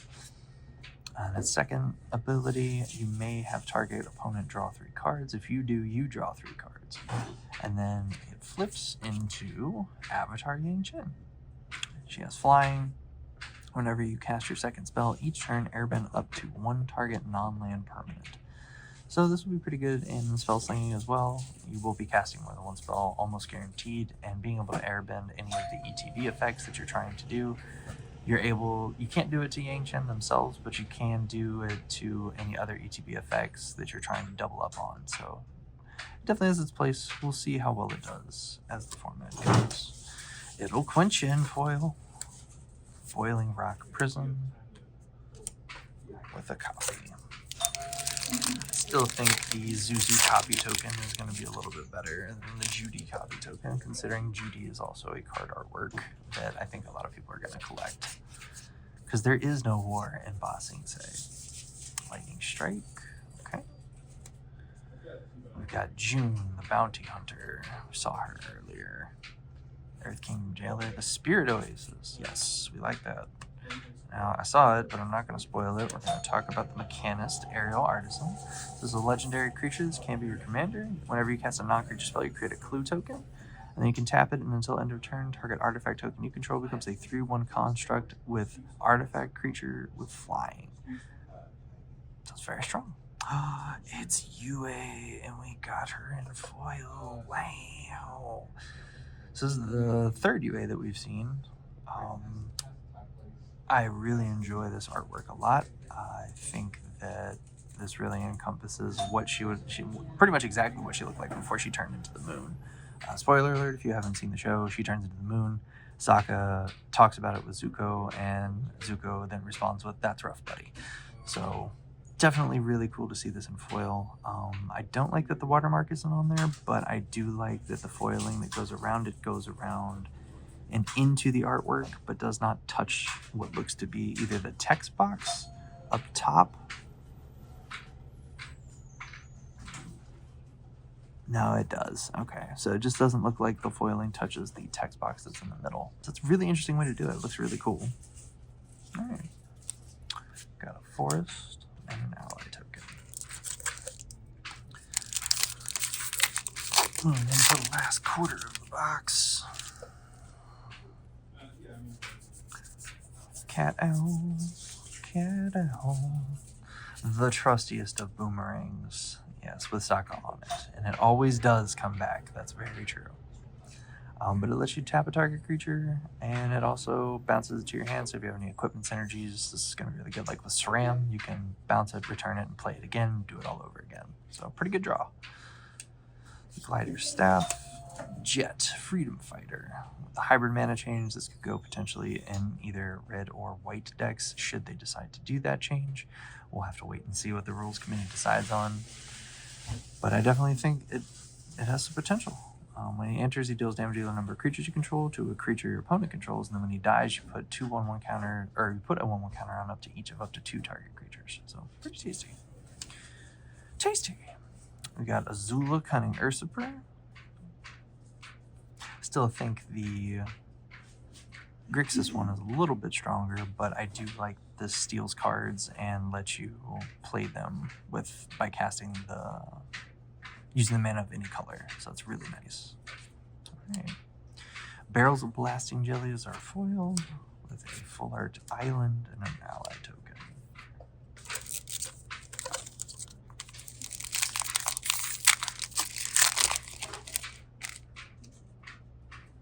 Got a Water Tribe Captain again. Zuko's Exile. Professor Zai. Flopsy. Oh. Alright, so Beifeng's Bounty Hunters is a 4-mana human mercenary. It says whenever a non-land creature you control dies, Earthbend X, where X is that creature's power. Now, what I do like is that you can consistently target the same land, so if you do want to just make one gigantic mega monster land dude, you're able to do that. But this specifically being able to turn your other creatures into a gigantic creature kind of just leads into like almost a reprocess kind of effect where you want to be like, all right, I will sacrifice a bunch to make one gigantic land creature and then I'll fling it at somebody. So really good potential. 4 mana is definitely interesting. Aang at the Crossroads. This is the Bant Aang. So 2 green, white, blue. For a legendary creature human avatar ally. It's got flying, and it says when it enters, look at the top 5 cards of your library. You may put a creature card with mana value 4 or less from among them onto the battlefield. Put the rest on the bottom of your library in a random order. Whenever another creature you control leaves the battlefield, transform at the beginning of the next upkeep. So this means it can transform at literally your opponent's next turn. But it's got flying, and it says land creatures you control have vigilance. At the beginning of combat on your turn, Earthbend 2. So again, you don't have to target different lands. You can target the same one and getting to consistently bump up that land by 2, plus giving it vigilance. So after combat, you can tap it for mana. It's very good. This definitely has some good potential. I'm interested to see what it does as a commander. But I do like that getting it to transform is relatively easy, but you also have to kind of pick and choose when you want to transform it. Doubling up on its trigger, though, if you were able to put in 2 creatures with mana value 4 or less from among them, that just seems like you'd be on your way to doing something really, really interesting. And since he's in white, you can run Mother of Machines, but as well as any other doubling of triggered abilities. We got a foil Unagi of the Kyushu Island. Wow, the triple foils. So yeah, we got a foil. Oh, excuse me, the double foils. We got a foil Full Art Island. We got the Unagi of Kyushu Island in foil, and then we got an ally token.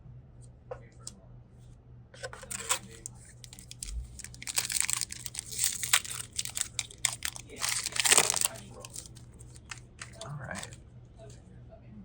Move right along. Oh, there's something. I don't know what that is, but it's something. Airmain lesson. Ah, it's the Dai Li Agents. Non-foil, but this still looks really cool. I love how green all of this is. The artist did a great job getting this painted, but you can tell that they really went into how they wanted this to look. This is really nice. And it's another attack trigger, so when this creature attacks, each opponent loses X life, and you gain X, where X is the number of creatures you control with 1/1 counters on them. So this is really good synergy, even though it's a human, with a lot of elf decks that came out, with Lathril in particular for Commander. So I could definitely see this finding a home in there, but also getting to Earthbend 1 and then Earthbend 1 again, so you could choose to, I would like to Earthbend 1 creature and then do it again on the same, or if you wanted to, you could Earthbend on a completely other creature. This looks really interesting. Looks really cool. Gather the White Lotus. Avatar Destiny. Enchant creature you control. Costs 4 mana. 2 and 2 green. Enchanted creature gets +1/+1 for each creature card in your graveyard and is an avatar in addition to its other type.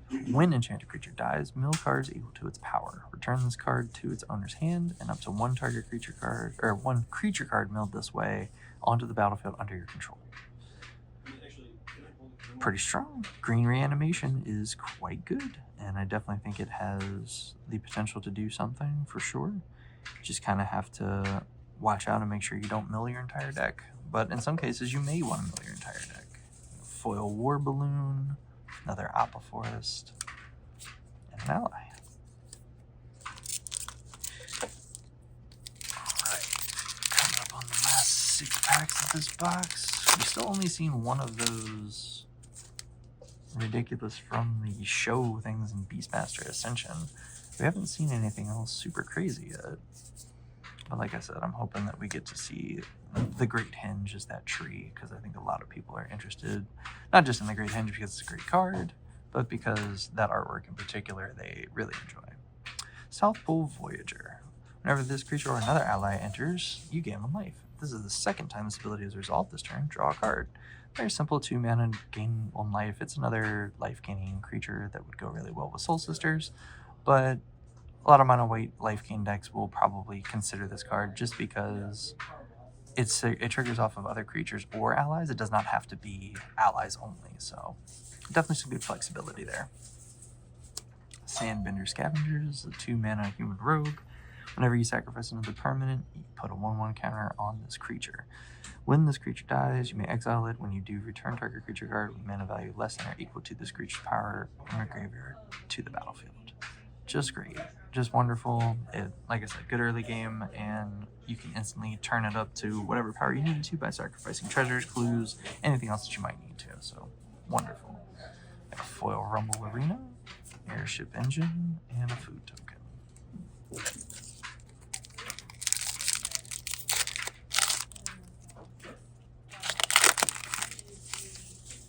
The googly-eyed soldier. That's a good start, right? Okay. Crashing Wave. The Fire Nation attacks. Ooh. We got an Iroh Tea-Master. That's one we haven't seen. Iroh enters, create a food token. Beginning of combat, on your turn, you may have target opponent gain control of target permanent you control. When you do, create a 1/1 ally creature token. Put a 1/1 counter on that token for each permanent you own that your opponents control.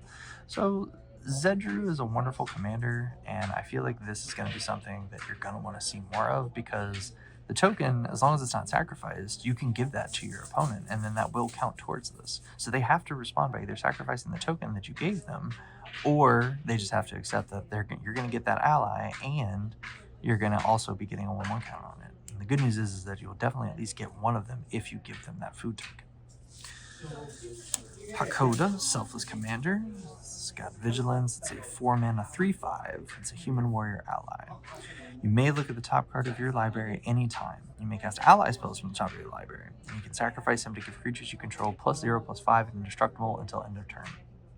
So outside of the ally synergy, this just has really good synergy with Arcades and any other Defender-esque decks, because giving +0/+5 basically means you're giving +5 power to that creature, or +5 damage.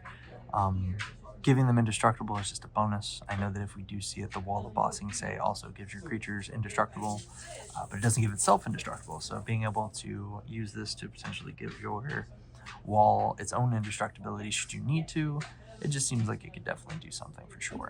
We've got a foil Badger Mole, meditation pools, and another copy token.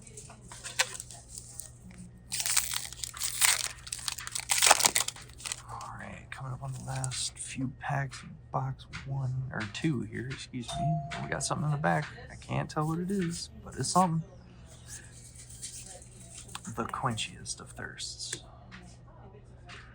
Foggy Swamp Spirit Keeper. That is a mouthful, but yeah, it makes dudes when you draw your second card.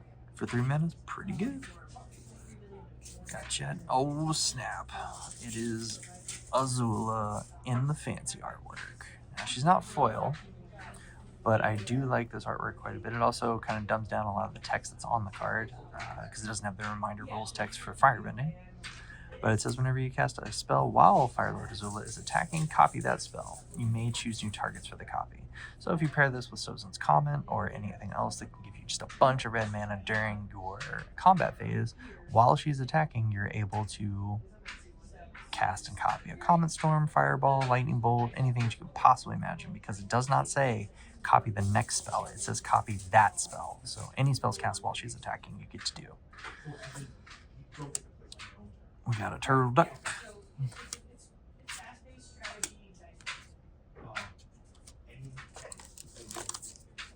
Alright.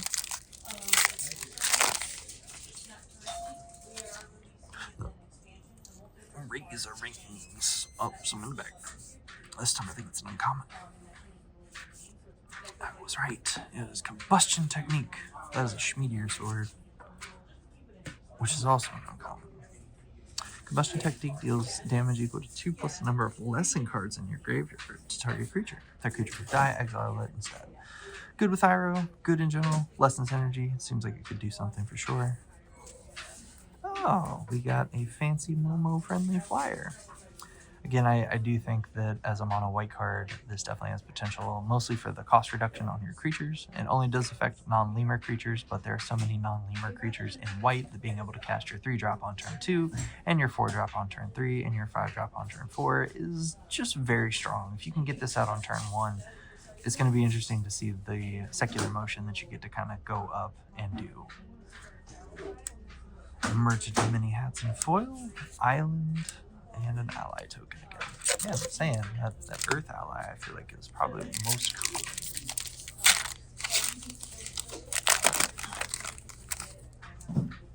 Right.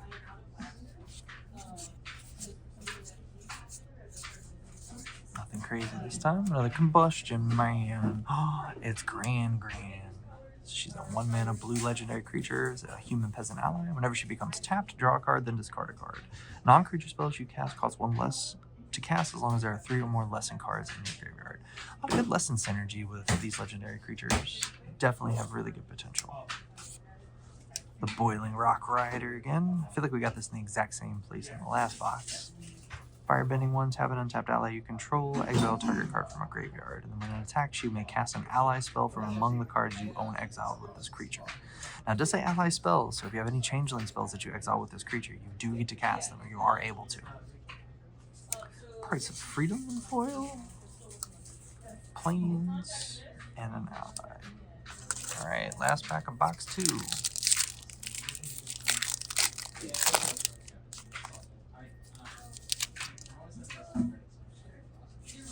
Oh, there's something fancy in the back. I don't know what it is. We're about to check it out, though.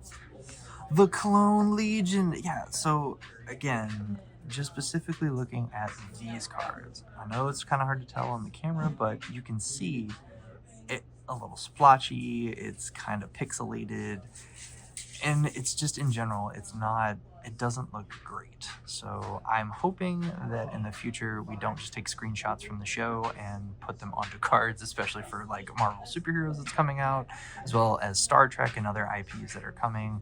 I just feel that this doesn't look good. It is kind of grainy, and if it could just be touched up in the slightest or even given an HD finish, I feel that it would go a lot longer away. But that's a Calm Legion. Size makes sense.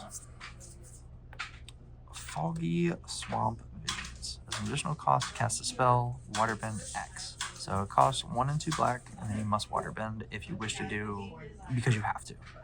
Exile X target creature cards from graveyards. For each creature card exiled this way, create a token that's a copy of it. At the beginning of your next end step, sacrifice those tokens. So this could be a really good finisher if you know that you have, say, like Gary and a bunch of other just like, Phyrexian Obliterator or other black creatures with a lot of black pips, and you're trying to just finish off the game. This would be a good way to do that. You could do this with pretty much anything that has that. The only thing you kind of need to watch out for is something like Phage the Untouchable, where you'll exile it and then it'll come in and you'll lose because she came into play from outside your hand. So definitely something to keep in mind. Oh, juicy juice. This is probably one of the coolest cards. I think that this is, like I said, I feel that this is just a super strong, super good card, and most mono white blink decks are going to want to run it for sure. So I definitely think that this will see play, but specifically this version, it's just got the artwork of him, shows his eyes, the language, just very good in general. And see, if this is a screenshot from the show, they did it way right, because it doesn't look pixelated and it doesn't look terrible. There we go. Gonna set up the next box.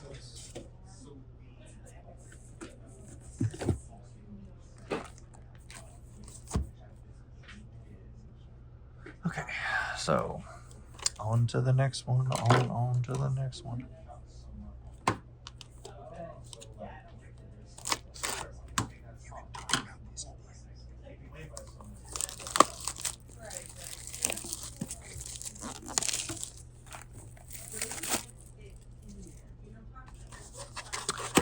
So here we go, box number 3.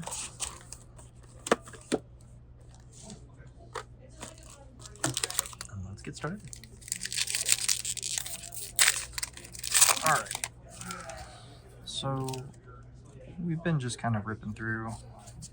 We're not going to take too much time on the commons again, but I will try to talk about the rares as much as I can, just because I know that those usually have the most synergy, or the most potential to do something.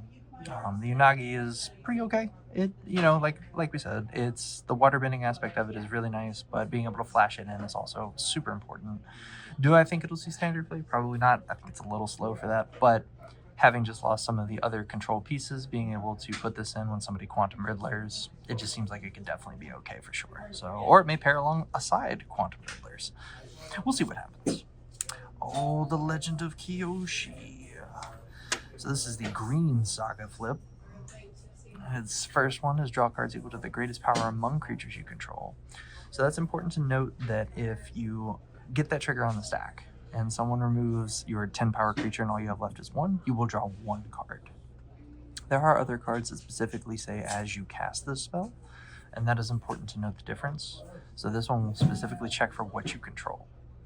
Then the second one is Earthbend X, where X is the number of cards in your hand. That land becomes an island in addition to its other types. So that's relevant for any island synergies, but also relevant just in general, because Earthbend X, being able to do that for if your maximum hand size, if you don't have a maximum hand size and you have 20 cards in your hand, you get a 20/20, and it has haste. So that is relevant and quite good. And then she flips into land you control, have Trample and Hexproof. She's a 5/4, and you can tap her to add X of any one color, where X is the greatest power among creatures you control.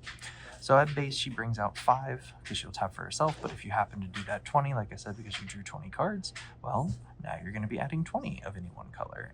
And in a Fireball / Common Storm world, that can just be really, really strong.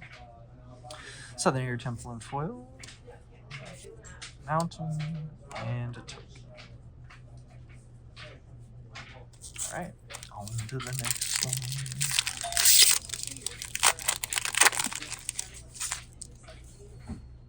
Alright, more lessons. More wolf bats. Okay, some sandbender scavengers. Yeah, I do feel like seeing these side by side is probably going to be something that we could definitely see for sure. When Tarkir came out, it reintroduced the color wheels of Abzan, Mardu, Jeskai, Timur, and Sultai. So seeing these cards potentially played together, where, you know, every time something dies, you're getting to Earthbend. Now, whenever you're sacrificing, if you were sacrificing those creatures, then this will trigger for that too. So definitely just good in general. Plus, you can always resurrect this later if you so chose to do so. Not in the same colors, so in Commander, you definitely want to make sure that you're paying attention to that. But you just got to be careful with how you're resolving your triggers. And also, that's just a good rule of thumb. Please be careful how you resolve your triggers, because it could result in you losing the game. I know that I myself have damaged myself beyond all belief and then thought, wait, I'll draw this extra card, and that extra card happened to be beyond the last one in my deck.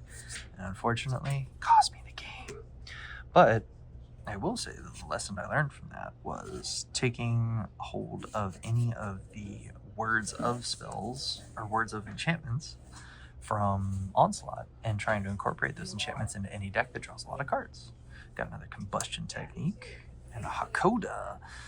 Selfless Commander. Oh, we're getting the double rare packs. Okay. Suki and Hakoda. Big fan. Those guys are definitely going to do something for sure. How to Start a Riot, which is just simply Screaming Riot. The Foil of this Swamp. Now this I do like because the Appa is there, the tree is there, and I do like that this is a blanket swamp. However, I would almost be more inclined to say this is more foresty, but not for me to decide.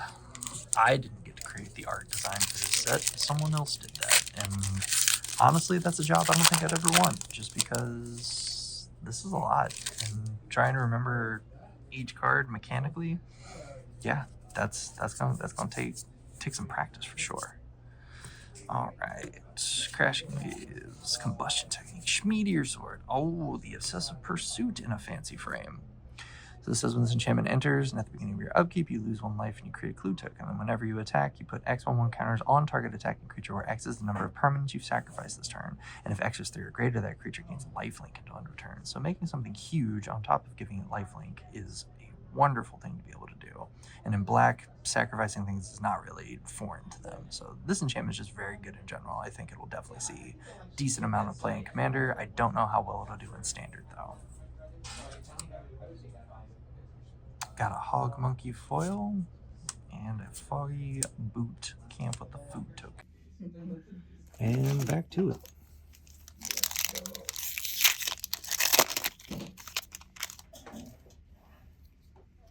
Should have held those in my hand.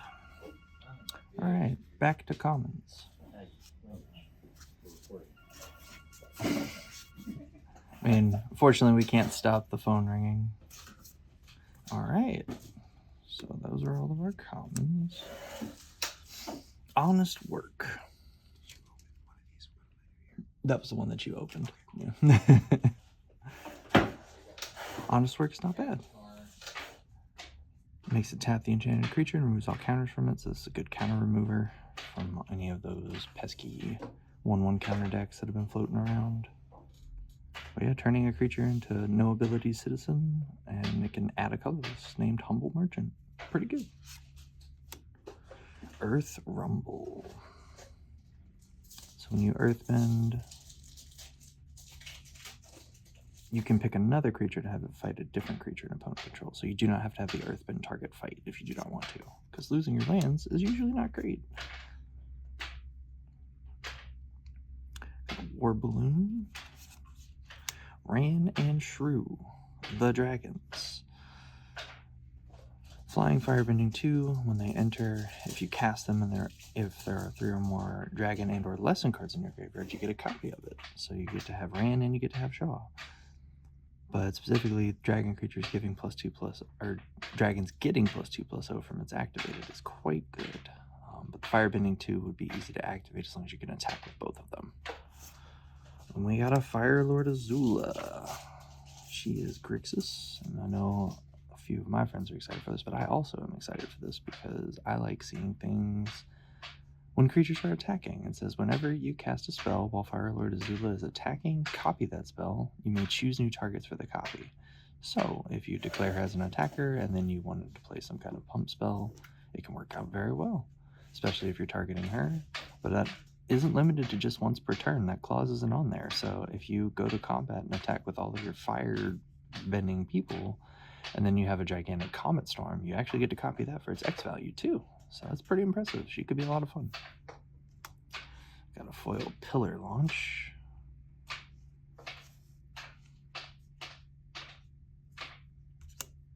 And an Airship Engine Room. An ally and a clue token. Aha, look at the sandal. La Chancla. Alright. A few packs in, no mythic shit, but that's okay. Still got 5 more boxes to go. Hopefully we see something pretty fun. Sentries, Lesson, Monkey. Ah yes, the quenchiest. Alright, now the Southern Air Temple, where there actually are people alive. And it is not just a giant place full of dead air monks. But when the Southern Air Temple enters, you put X11 counters on each creature you control, where X is the number of shrines you control. And whenever another shrine you control enters, put a 1/1 counter on each creature you control.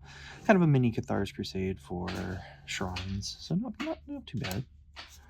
Rockalanche. Earthbend X, where X is the number of forests you control. So this is specifically for mono green. It seems like those decks would want to put something like this in, because if they have 20 forests out, Earthbending 20 is quite good. And it does turn into a creature with haste, so even if it's the land you just played this turn. Sokka, the Lateral Strategist. So whenever he or at least one other creature attack, draw a card. Fire Sages with Earthbending 1. A Firebending Student. And they have Firebending X, where X is this creature's power. So with prowess, that can get really out of control really quickly, especially with a lot of the Sure Shot combos that are going on in Standard right now. So I'm very intrigued to see what this card does for Standard. Foil Waterbending Lesson, as we've gotten so many of them, but the foiling on it actually looks really cool. So they didn't really highlight the characters too much. They kind of stand out, and they really just got the wave foiling. Plus you get to see the Water Nation watermark. Looks really good. Haha, Water Nation watermark. We got a Full Art Plains, and we got an ally, along with another La Chancla. You're seeing ally tokens quite a bit.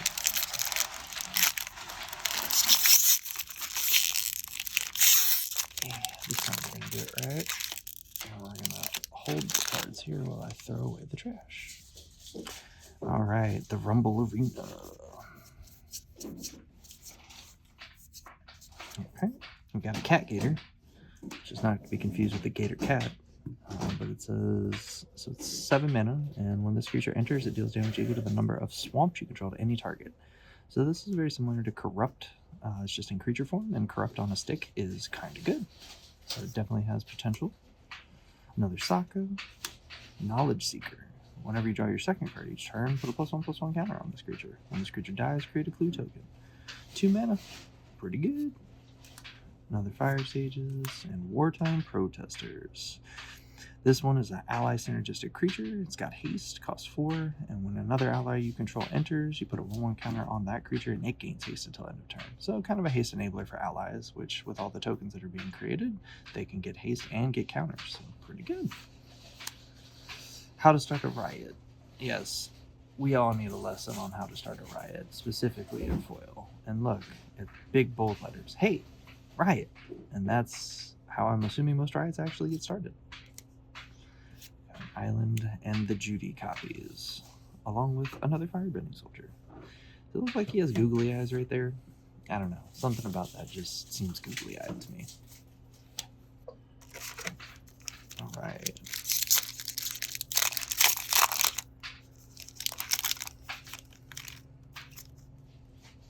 We will be hosting pre-release events at the shops, as well as release coming up the next week. Oh, looks like we got one of those fancy cards that's from the show. These cards in particular are always going to be interesting, mostly because of how out of focus the entire shot looks. Like, the card looks blurry. I'm not making this up. If you look at it close enough, you can see it's blurry right there. It's very blurry. The eyes are kind of a little clear, but for the most part, it's pretty blurry. It's almost like they just took the photo, enlarged it, stamped it on a card, and said, let's put some CMC, some names, and some words, and we'll call it good. But Beastmaster Ascension is still a good card. And that took place at one of our uncommons, it looks like. So, alright. Twin Blades, True Ancestry, another legend. But a permanent. So this is a little bit better than... I can't think of the card right now. I know it begins with N. I think it's natural something. But there's a sorcery that does this for green already that only targets permanents. Nature Spiral, that's the name of it. But this is a strictly better one because it gives you a clue tokens as well. Zuko's Conviction. Yes, if you kick it, you just get to reanimate the target. So pretty good. I have a feeling that card's going to do wonders. We've seen that in foil, and we got Avatar Aang, but not that Avatar Aang. It's one of the Aangs. This is Aang Swift Savior. He is a human avatar ally with flash, flying, and when he enters, airbend up to one other target creature or spell. And then you can waterbend 8, so you can tap either 8 creatures, you can pay 8 mana, you can tap 8 artifacts, or you can do a mix of all 3. And when you do, he transforms into Aang and La, Ocean's Fury. It's got Reach Trample, he's a 5/5, and whenever Aang and La attacks, put a 1/1 counter on each tapped creature you control. So definitely beneficial to not have Vigilance there, but if you are in white, which you will be with Aang, the Swift Savior, you can be running Reconnaissance. So you can give them Pseudo-Vigilance, give them the tap trigger ability to get the counters, and then after that, untap them and remove them from combat. We've got a North Pole Patrol as our foil. Okay, so untapping another target permanent is quite good. That effect is quite underrated in blue. There's only Fate Stitcher and a few others that will do it, so having another dude that can do it is pretty good. Got a Swamp and some delicious tea, as well as a Monk with Prowess.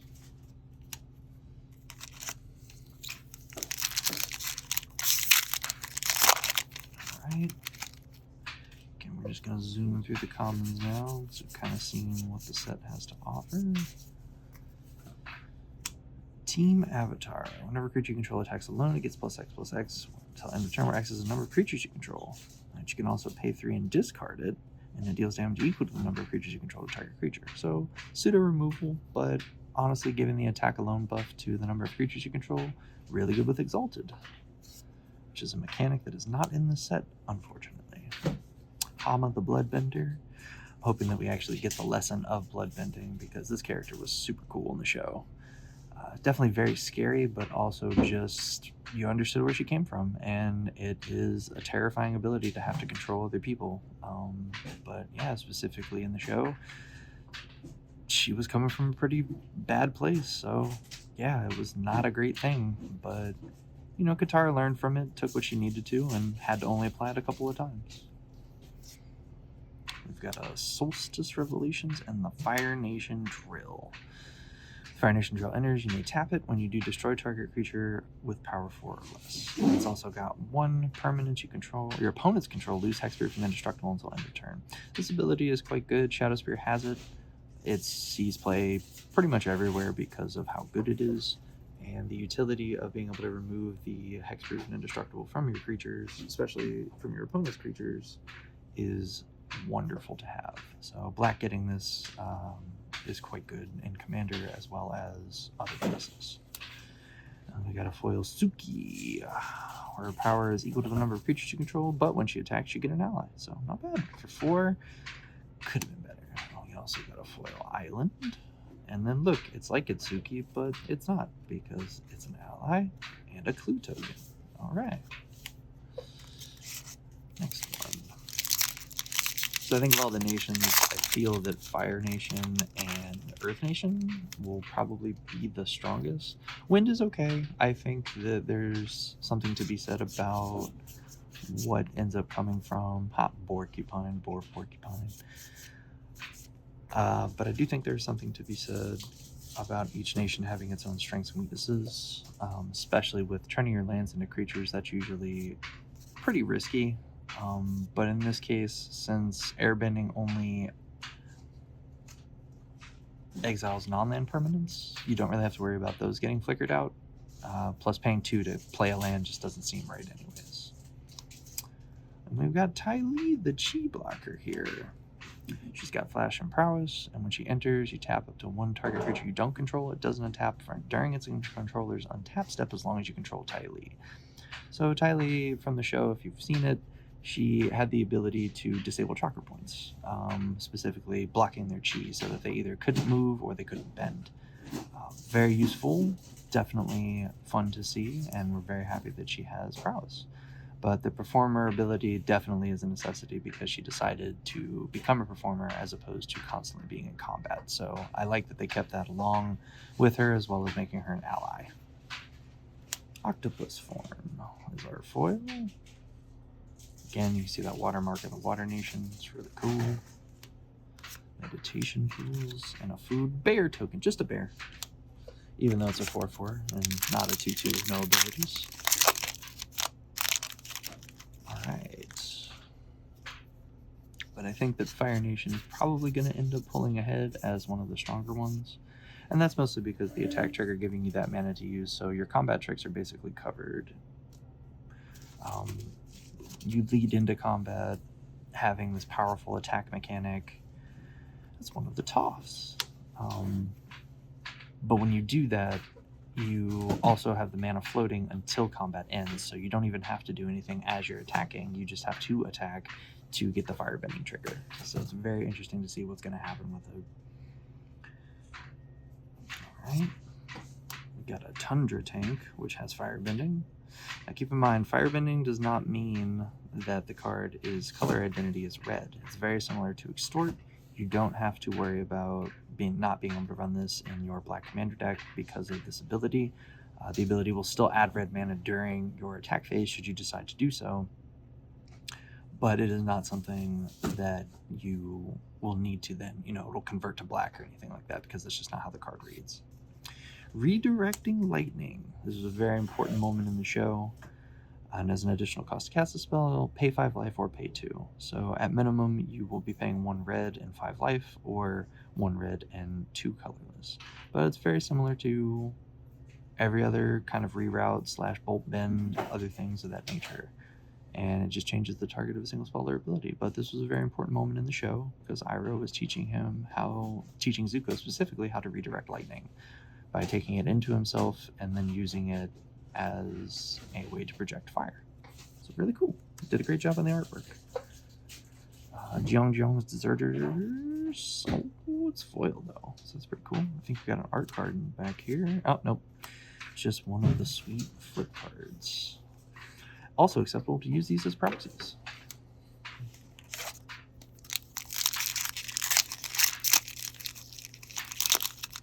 So with Earthbending, because I know we just pulled Toph, I like turning lands into creatures. There's a few enchantments that specifically worry about creature lands, and there's a lot of good just previous support for it, so I do think that it definitely has the capability to do something. Nomad's Legacy. The Boulder. Is that your boulder? That's a nice boulder. But Earthbending definitely seems like it'll have its place. Another Ty Lead. This one's red. Not rare. But when she attacks, she can pay 1. When you do, target creature can't block this turn. Still has prowess, so it's a little bit stronger. Another version of Aang with airbending again, as what he does. And then Toph, the hard-headed teacher. As Toph enters, you may discard a card. If you do, return target instant or sorcery card from your graveyard to your hand.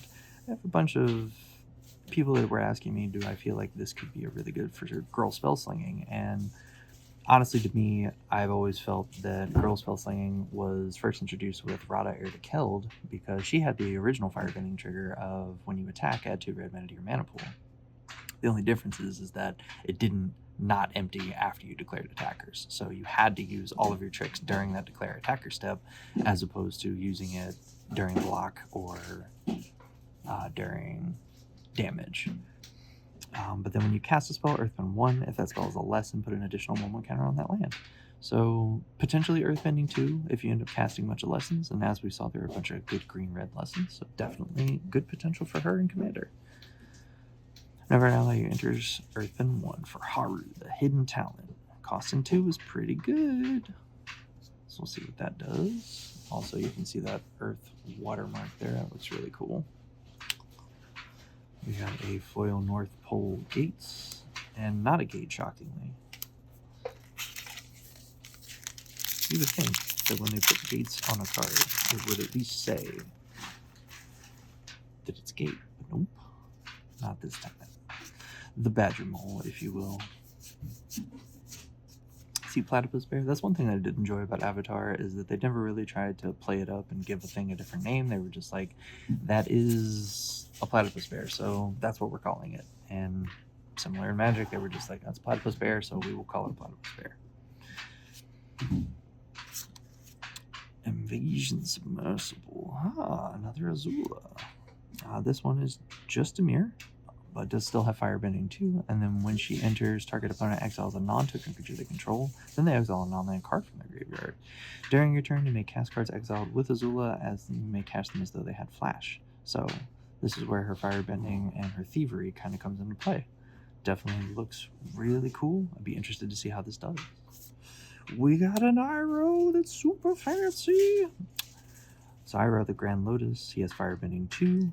During your turn, each non-lesson instant and sorcery card in your graveyard has flashback. The flashback cost is equal to that card's mana cost. That's relevant because during your turn, each lesson card in your graveyard also has flashback, but its cost is 1.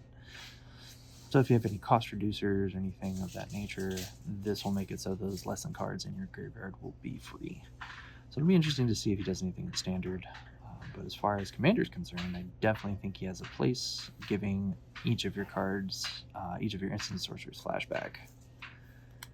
We got a Callous Inspector as our foil, a Fire Nation card, and this one says when it dies, it deals 1 damage to you, and you get a clue token.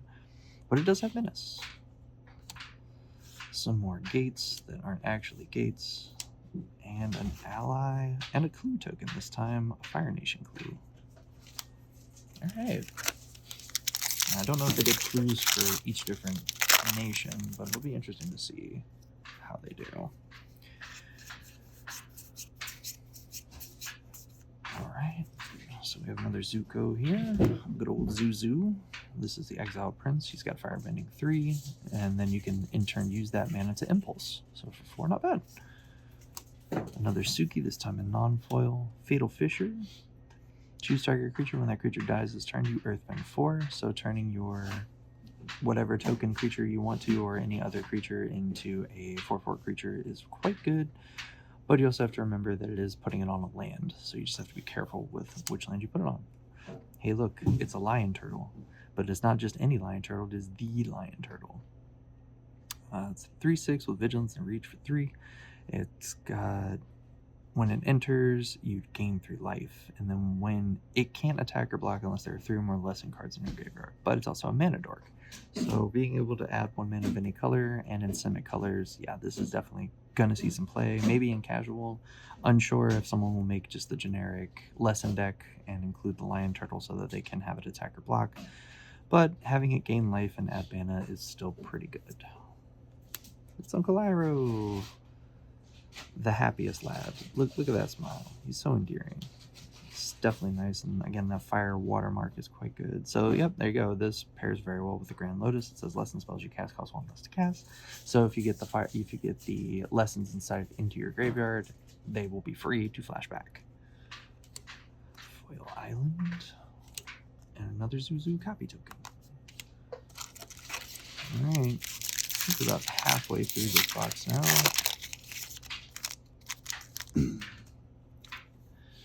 And now we're speeding. So So we looked at majority of the commons and uncommons from this set. I think that there's obviously going to be a few that will still pop up, but I definitely think that it's on the right path. Abandoned Air Temple. So it enters tapped unless you control a basic land, and you can pay 4 and tap it to put a 1/1 counter on each creature you control. This is similar to Gavany Township, but losing the green pip means that it's just good to mono white. So for all the mono white token decks, it seems like you can do it. We got a Katara the Fearless and non-foil this time. We got another Messenger Hawk, which again, big fan. I think this will definitely see something. If it doesn't see it in regular play for sure, I definitely think it will see play in limited. Then again, everything sees play in limited.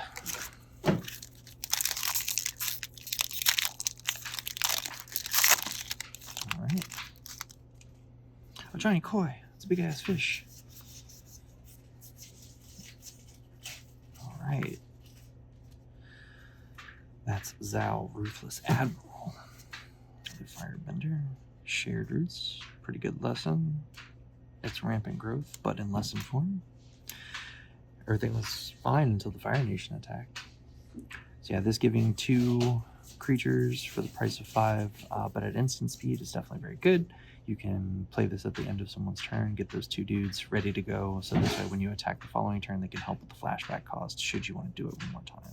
And we got a Boomy Unleashed. This is the 5-mana Boomy that says Trample, and when it enters, you Earthbend 4. And then when Booby deals combat damage to a player, untap all lands you control. After this phase, there's an additional combat phase. Only land creatures can attack during that combat phase. I definitely think that this has room for growth. I would like to see this in a shell more than the shell. There are many things that give additional combat phases as well. Aggravated Assault, Relentless Assault, basically pick an assault, and that's probably something that would give an additional combat phase. So it's not improbable to give additional combat phases for Boomy to attack, but getting the additional combat phases for your lands